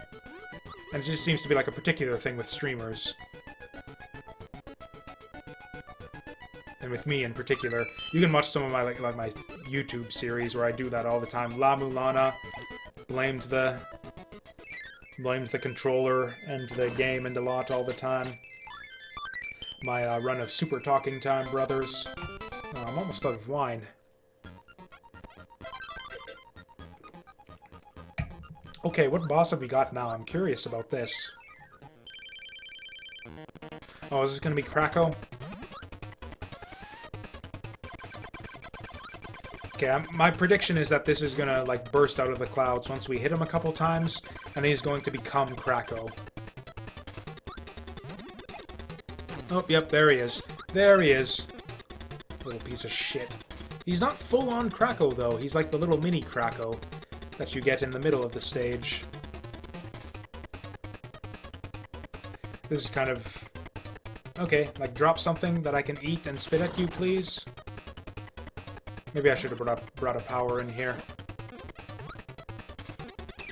There we go.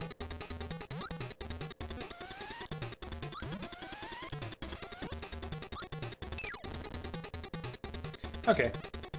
I mean, yeah, spitting does a lot of damage, so I guess it's reasonable that they wait that long to give you stuff to spit out. Oh, I thought I might try to eat those.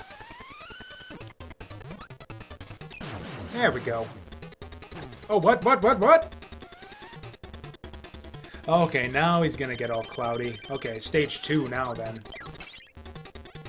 Wow, that did hardly any damage, actually. I thought that a double star would give us, like, double damage. Is it just me, or is he, like, all tiny all of a sudden? Like, he still seems like a mini Kracko. Like, I don't know, I guess he's been hitting the gym or something? I guess that's the opposite of hitting the gym. It's weird. It's like, you think... I don't know which it is. It's like some people hit the gym to get big, and some people hit the gym to get trim. Don't even know how that works. This guy, it looks like Kracko went on a diet. I'll put it that way. Because, yeah, I could swear he was a lot bigger in the first game. Oh, man. Oh, hey, I actually hit those. Can't believe that actually worked.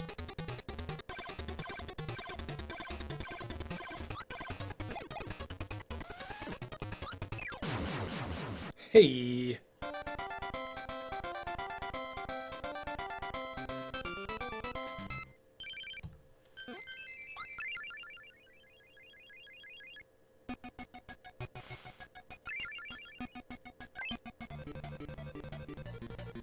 Okay, yeah, level 7. This is Dark Castle. Dark Castle has got to be the final level, right?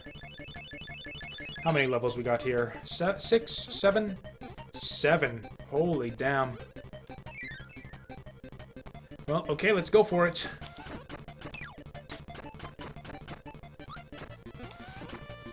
Epic music right here. Although, I don't know. Not quite as good as Mount DDD, I've got to say. DDD is still the enemy in this game, though, isn't he? Or is this the one where they introduced dark matter? I actually don't know. I'm actually guessing it's dark matter. I'm guessing it's going to be DDD, and then, like, if you get the good ending and all of the sparkly pieces and everything, then you'll fight dark matter. That's the way it was in Kirby 3, at least.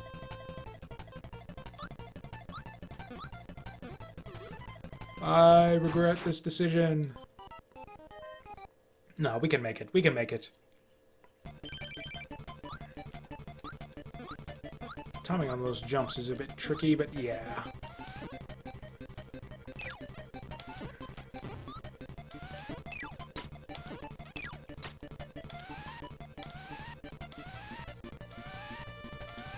Okay, this is fun.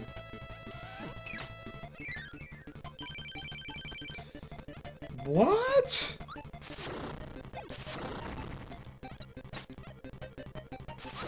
So that's the end of the... This was a shortcut or something? Or are they going to fake me out at the end of all of this and then that door's just going to go away? I think this guy here might be like the hardest boss, or the hardest mid-boss. Although he doesn't actually have a lot of health, so maybe he's not. Okay, that was a level, kind of. Technically? Maybe? I don't know, was that a level? Like, did everything that happened there actually happen? Did that level actually exist? I mean, there's 7 of them, so I guess I'm okay with, like, some shorter ones at this point.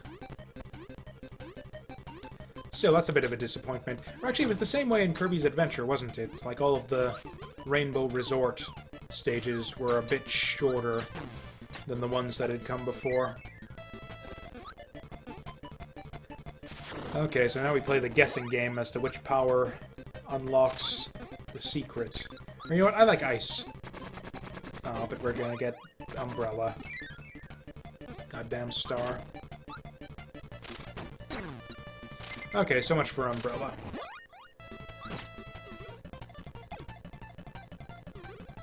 Ooh, we got a choice.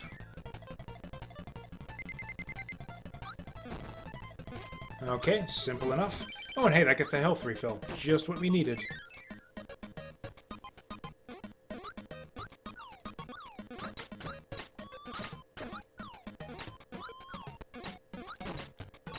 Ooh, I wanted that cutter. I don't think I've actually seen cutter with Kine yet. Ooh, I've definitely seen Spark with him, though, and that's definitely his best weapon. So we're gonna try that.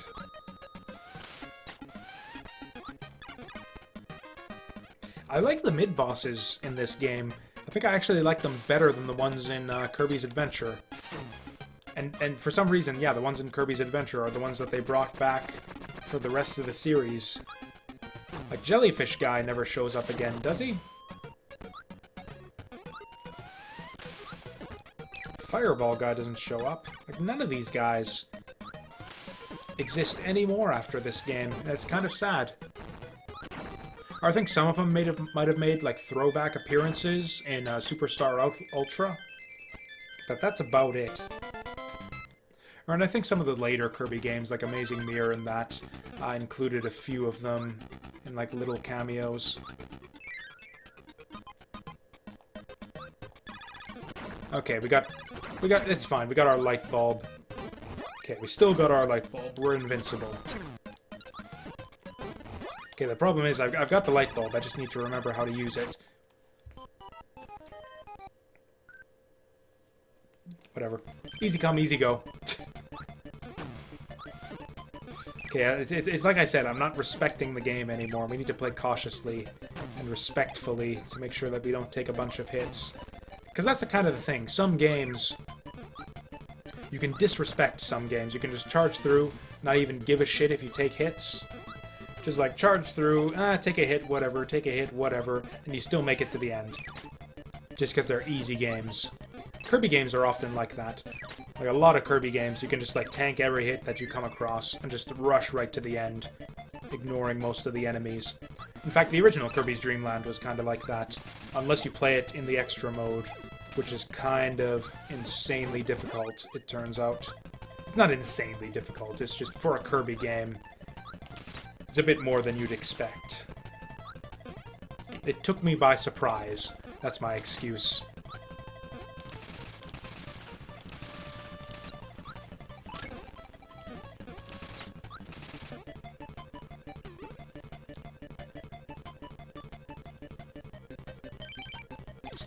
Oh, hey, that was a tomato just when I needed it. Oh, I was gonna say, okay, he took away my cutter, I'll take his cutter, but no.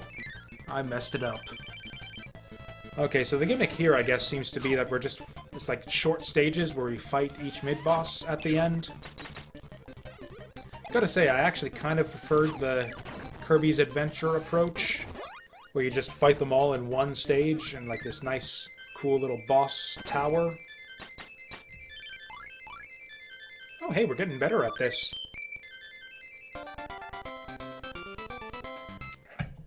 Yeah, fucking boss rush. Yeah, exactly. Like, yeah, Kirby's Adventure had a boss rush, and it was actually pretty cool. Oh yeah, we still have ice. But yeah, these are, like, relatively short levels. It depends on the game. Some boss rushes, like Mega Man boss rushes, I don't mind.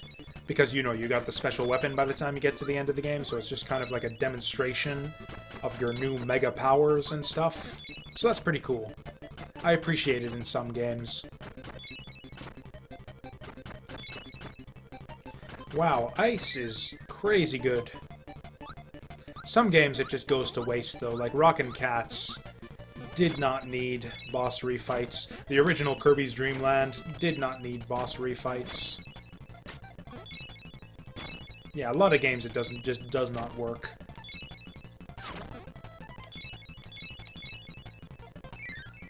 So is this just our shortcut to the end of the level now? This ninja guy showed up like once in the entire game. Or I guess like twice now with this fight here.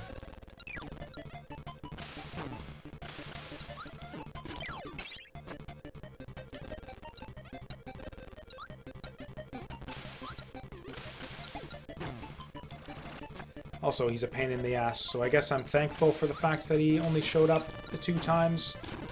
But, yeah, this is not going well. There we go. And he gives us Cutter. What was that, 4 of 7? So this basically is the like the boss refight area here. This almost is like the equivalent of the final world in Kirby's Dream Land, where it's just, yeah, short bits of level and then a boss refight. Only it's a mini boss instead of a proper boss. Were there even mini bosses in Kirby's Dream Land? Like, there were a few, but they were kind of different. Like the kind of, you know, Poppy Brothers style of mini boss. Like, I think Poppy Brothers Senior was the only one from the original Dreamland that was actually like a mid-boss in that style. Each of the other stages had a mid-boss that was like kind of a mini version of the main boss. That's just sad. Why not? Why the hell not? It's moving! It's right there! Oh, man. Oh, whatever. We got 12 lives. We're fine.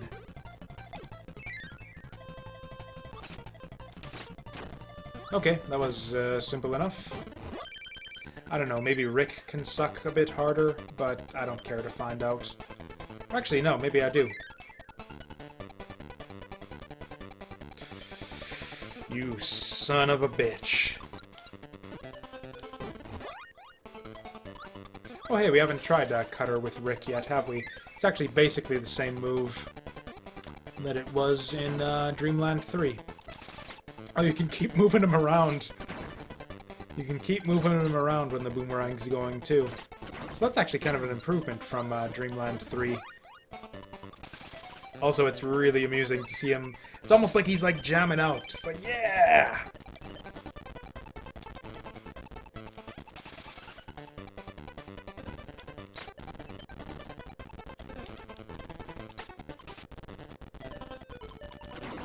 Okay, that worked out pretty reasonably well. Oh, did I just ditch my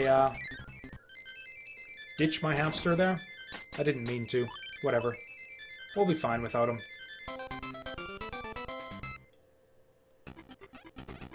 I actually haven't played Iconoclasts yet. Still got a substantial backlog to get through from, like, the, Christmas sale and whatnot. And hell, I've got a substantial backlog to get through, like, dating back to, like, 1991, so... actually, I've got a that's kind of an exaggeration. It's not really a backlog, it's just retro games that I've been meaning to play. But I do have, like, a literal, like, PS2 backlog. Like, I own Jak and Daxter. I own a copy of Jak and Daxter. I own a copy of, Prince of Persia, Sands of Time, all of those on the PS2. Never played any of them. It was like right around the time that PS3... It's dirty pool right there, Kirby. Dreamland is not playing fair in this one.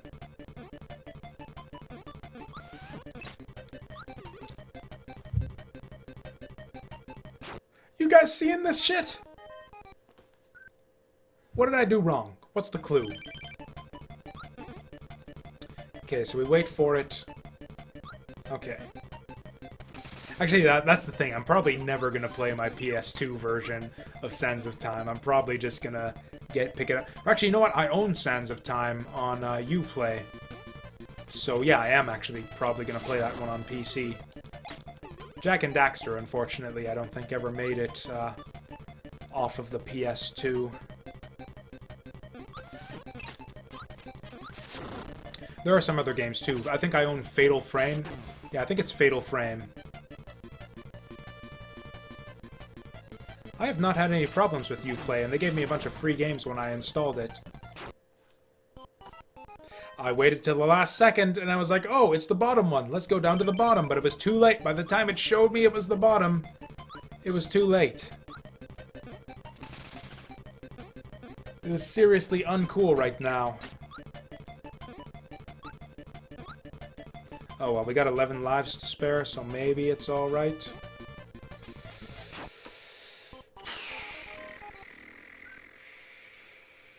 This is dumb. Like, what's the clue here? There's gotta be some early tell. Like, they wouldn't put this in the game, right? This is fucking Nintendo we're talking about here.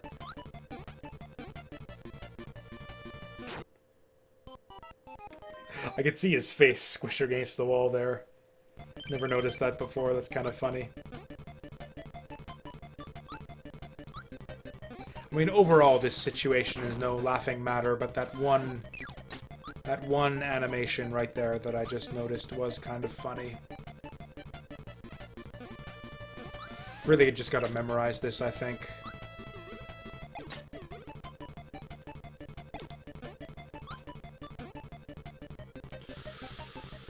Which way is it? Okay.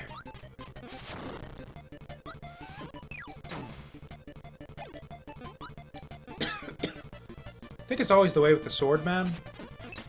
Nope. No, it isn't.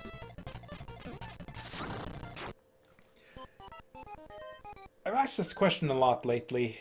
It's like, who did this? Who thought this was a good idea? Maybe it's just like a Japanese thing and they have like superhuman reflexes, so they can figure out like which one it's gonna be early enough. Okay, let's pay attention. Reacted to the wrong one that time.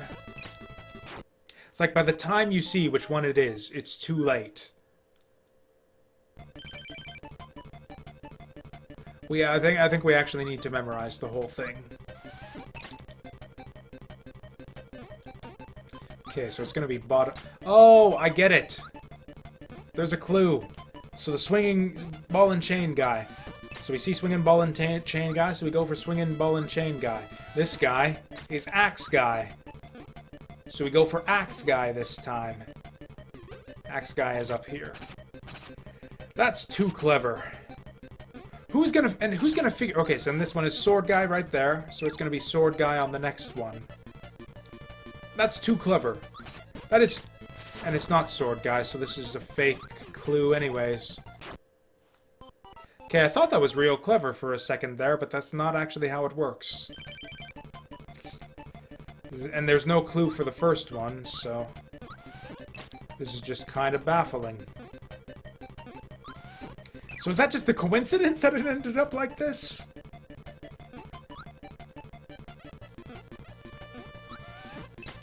So like Spike Ball Man, and then it's Spike Ball Man, and then Axe Man, and it's Axe Man. I mean, maybe they deliberately did it that way, and then the last one is just to troll you. Okay, so this is Sword Guy, and this was... I don't remember. Okay, we're at the end, so it's not Sword Guy. Okay, that was really dumb. That was really, really, really, really dumb.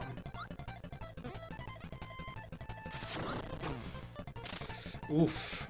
Not happy about that there. Oh, wow, that was fast. How come he respawns them so quickly sometimes? Son of a bitch. What is even the point? What is even the point of him throwing off his spikes there if he's just gonna reform them right away? There, that's the one we want. Also, I think these guys are getting tougher. This guy seems to be moving faster than I remembered. Okay, we're just gonna wait for him.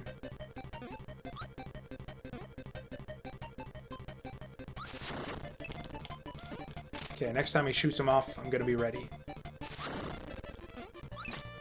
Damn it! I was ready for him, but yeah. In the wrong way. Oh yeah, that is the Japanese title of this one, isn't it? Hoshi no Kabi. Tsu! I don't even know what the Japanese title of this game is. Oh, and also, hello. I still forget that sometimes. I'm actually gonna look that up real quick. I like looking up the Japanese titles of things on, like, game FAQs. So, Kirby's Dreamland 2. Hoshi's... oh yeah, it's literally just like, yeah, Hoshi no Kabi Tsu. That's, like, literally what it is. Oh, and now we're on to number 7. Oh, I see. It's leading you down into spikes. I was just gonna say, like, what is the point of that? But yeah, it's point of that is to, yeah, stick you onto spikes. Kind of like a little pun there that I didn't intend. Okay, we got the silhouette section here too. This just seems to be a popular thing with the 2D platform, especially the modern indie 2D platformers. They all love having the silhouette sections. Even the non-indies, like Rayman did the silhouette section. I think I like the fireball. Oh, Europe gets different. That always I just find it really amusing sometimes, the the regional differences in titles of some of these games. The Japanese ones in particular. Okay, so we did fire, so it's not going to be fire twice in a row. Or, I mean, the only one that we know that can break special types of blocks is rock, so I guess we'll go rock. Oh, it's actually right there. Oh, but we can't go back down. So what... I never did figure out what type of power busts that. I'm guessing spark, but... who knows.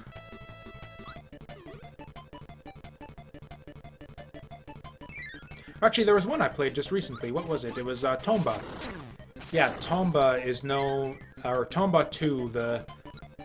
What was it? Tomba 2, Return of the Evil Swine. Or no, the Evil Swine Return. Which was apparently known as Tomba's Wild Adventure in Japan. And I think in Europe as well. Or no, the Tomba the Wild Adventures. That also felt kind... Ooh, Canvas Curse versus Power Paintbrush. So you've got the alliteration there still. It's just kind of a different word. I actually think I like the sound of that better. Kirby's Power Paintbrush. Okay. Maybe don't watch my Tomba... So if you're interested, I upload VODs of all of my streams on YouTube. So if you want to see my Tomba 2 playthrough, you can see that on YouTube. I actually don't recommend doing that, though, if Tomba 2 is one of your favorite games of all time, because I kind of shit all over it a lot throughout the game. It was actually a fine game in the end. It was just not... I don't know. It didn't grab me the way the first one did. And frankly, the first one wasn't amazing to me either, but, yeah. There was a lot of missed potential, I felt like, with Tomba 2. Okay, I thought it'd be rude and wake him up there, but... Oh, so he just, like, falls asleep in the middle of battle, then. Okay, that's interesting. I have a Tomba 1 playthrough on YouTube as well. Hated it, too. That seems strange to me, because the Tomba 2 struck me as very, very similar to Tomba 1. Like, they are almost the same game, just with different level layouts and graphical styles. Like, the style is exactly the same, the quests are mostly the same, except in my opinion, Tomba 2 was a bit more obtuse, and I didn't like the camera angles sometimes with the 2.5D. And the boss fights were kind of somehow slightly worse. I don't know. Personally, I thought that was Tomba 2 in general for me. I thought it was slightly worse than the original, which I thought was a pretty good game. Nope, that is a follow from, I'm guessing, Mr. Quillshot there. Yep, thank you for the follow there, Quillshot. I appreciate that you respect our difference of opinion there regarding the Tomba series. Okay, so, okay, looks like DDD's going, like, apeshit right here. Oh yeah, he's all, like, flashing and shit, all of his attacks are different, because this was the same fight as from the first game, for the first little bit, but now he's going crazy. Now he's stopped going crazy. Oof. Ooh, this is gonna be a tricky one.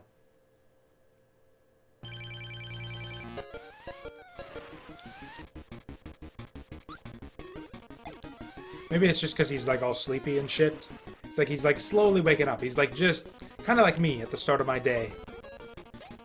It's like he's not quite ready to face off against Kirby with his full might just yet. He's gotta take a second to, like, you know, breathe in the fresh air. Okay, yeah, he's still a bit drowsy, but once you get a couple more hits on him, And then he's gonna go fucking all out. Okay, so you can't hit... Oh, wow, and he actually goes crazy. Like, really fast right here. I was like, okay, once we get him to half health, he'll go crazy again. But no, he's actually doing it at like 75% health. Okay, looks like it's maybe just an interstitial type thing. Wow, that sucking attack comes out way faster than the first game. Oh, the Klonoa series. Oh, Klonoa is like literally one of my favorite series of all time. I've actually done streams of the original Klonoa before. Or I've done a stream of the original Klonoa, like way back, like a year ago, when I was streaming regularly. Or I guess 2 years ago at this point, shit. But yeah, Klonoa 2 in particular.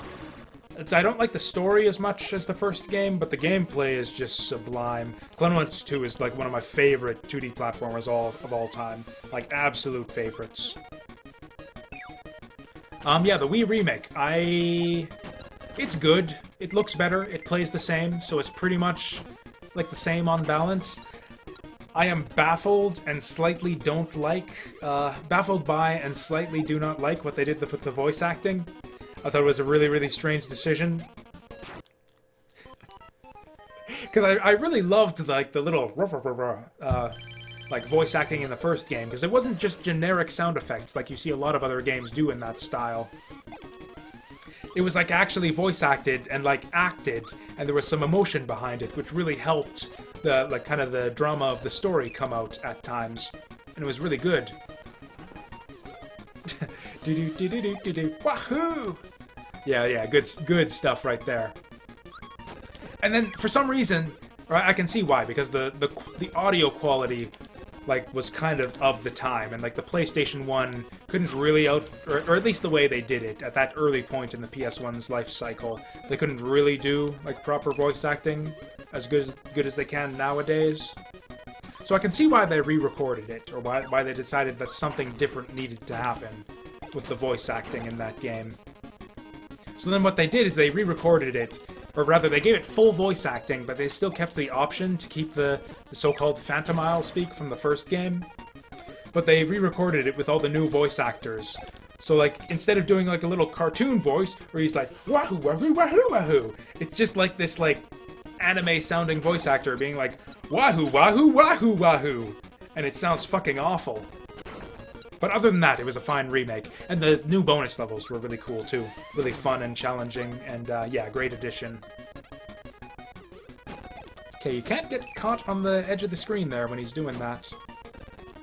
Or else you can't suck out your star. Oh, for a second there, I thought he was gonna... Okay, so you can't suck those guys up. Yeah, Klonoa's gonna be one for the stream sometime. Like, since I did that first Klonoa stream back in the days before I started archiving my streams, so maybe it's worth it to do another playthrough someday just for posterity. Oh, I don't think I played far enough to get to reverse mode. Or you know what? I think that was around the time that my Wii actually died.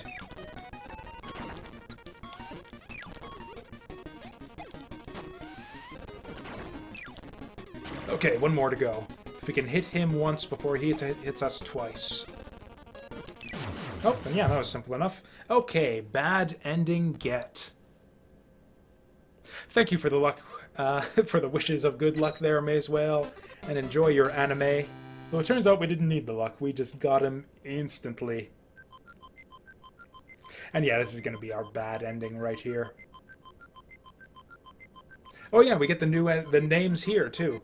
Because yeah, the only way that I know these guys' names is from, again, blanking on that name, from Kirby's Avalanche. And they have, like, speaking of funny voice acting, yeah, if you want to know how all these guys are pronounced, so yeah, the correct way to pronounce that one is Squishy, I think is how they say it in Avalanche. Hilarious voice acting in Kirby's Avalanche, though.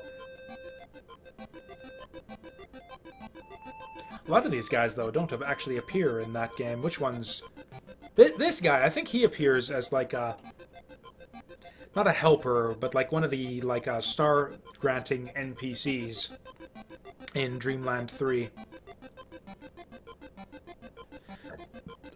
Lode Kibble. That seems like a weird translation there. I think he became Sir Kibble in the later games. Also, it seems weird here, too, to have, like, Meta Knight's little helper knights there without Meta Knight himself. I guess he wasn't introduced until, Kirby's Adventure.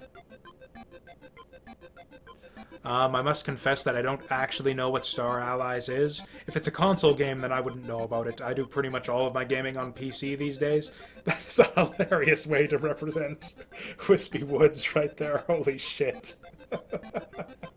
But yeah, I don't actually own like a Switch or a Wii U or a PS4 or an Xbox or anything these days. It's all PC for me these days, just because that's all my that's all my budget can handle these days. Because games are so much... Yeah, that's dark matter right there, probably.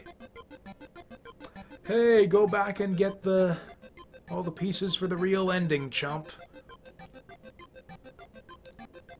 We'll maybe clean that up in the next... Or yeah, we'll definitely clean that up in the next stream, but unfortunately... Yeah, I do have to get to work tomorrow, unfortunately, which means that there's going to be no stream. Yeah, the end, question mark. No question about it. That is not the end. But yeah, we're going to continue with this and clean it up. Not tomorrow, because I've got work all day. But on Wednesday is the next regularly streamed. And yeah, we got a lot of new viewers today, so I guess I'll go through the regular rigmarole here. If you look down below, you can see my regular streaming schedule. I also try to do evening streams from time to time. Generally I try to get those in on Monday, although today was an unusual stream because it's a holiday, so I have the day off. So we did an all-day stream today, but it's normally just evening streams about 8 o'clock to midnight on Mondays, and then the other is, yeah, the rest of it is all scheduled below. Currently played games are all listed below as well. Feel free to make a request to me on Twitter or whatever. And yeah, follow the stream.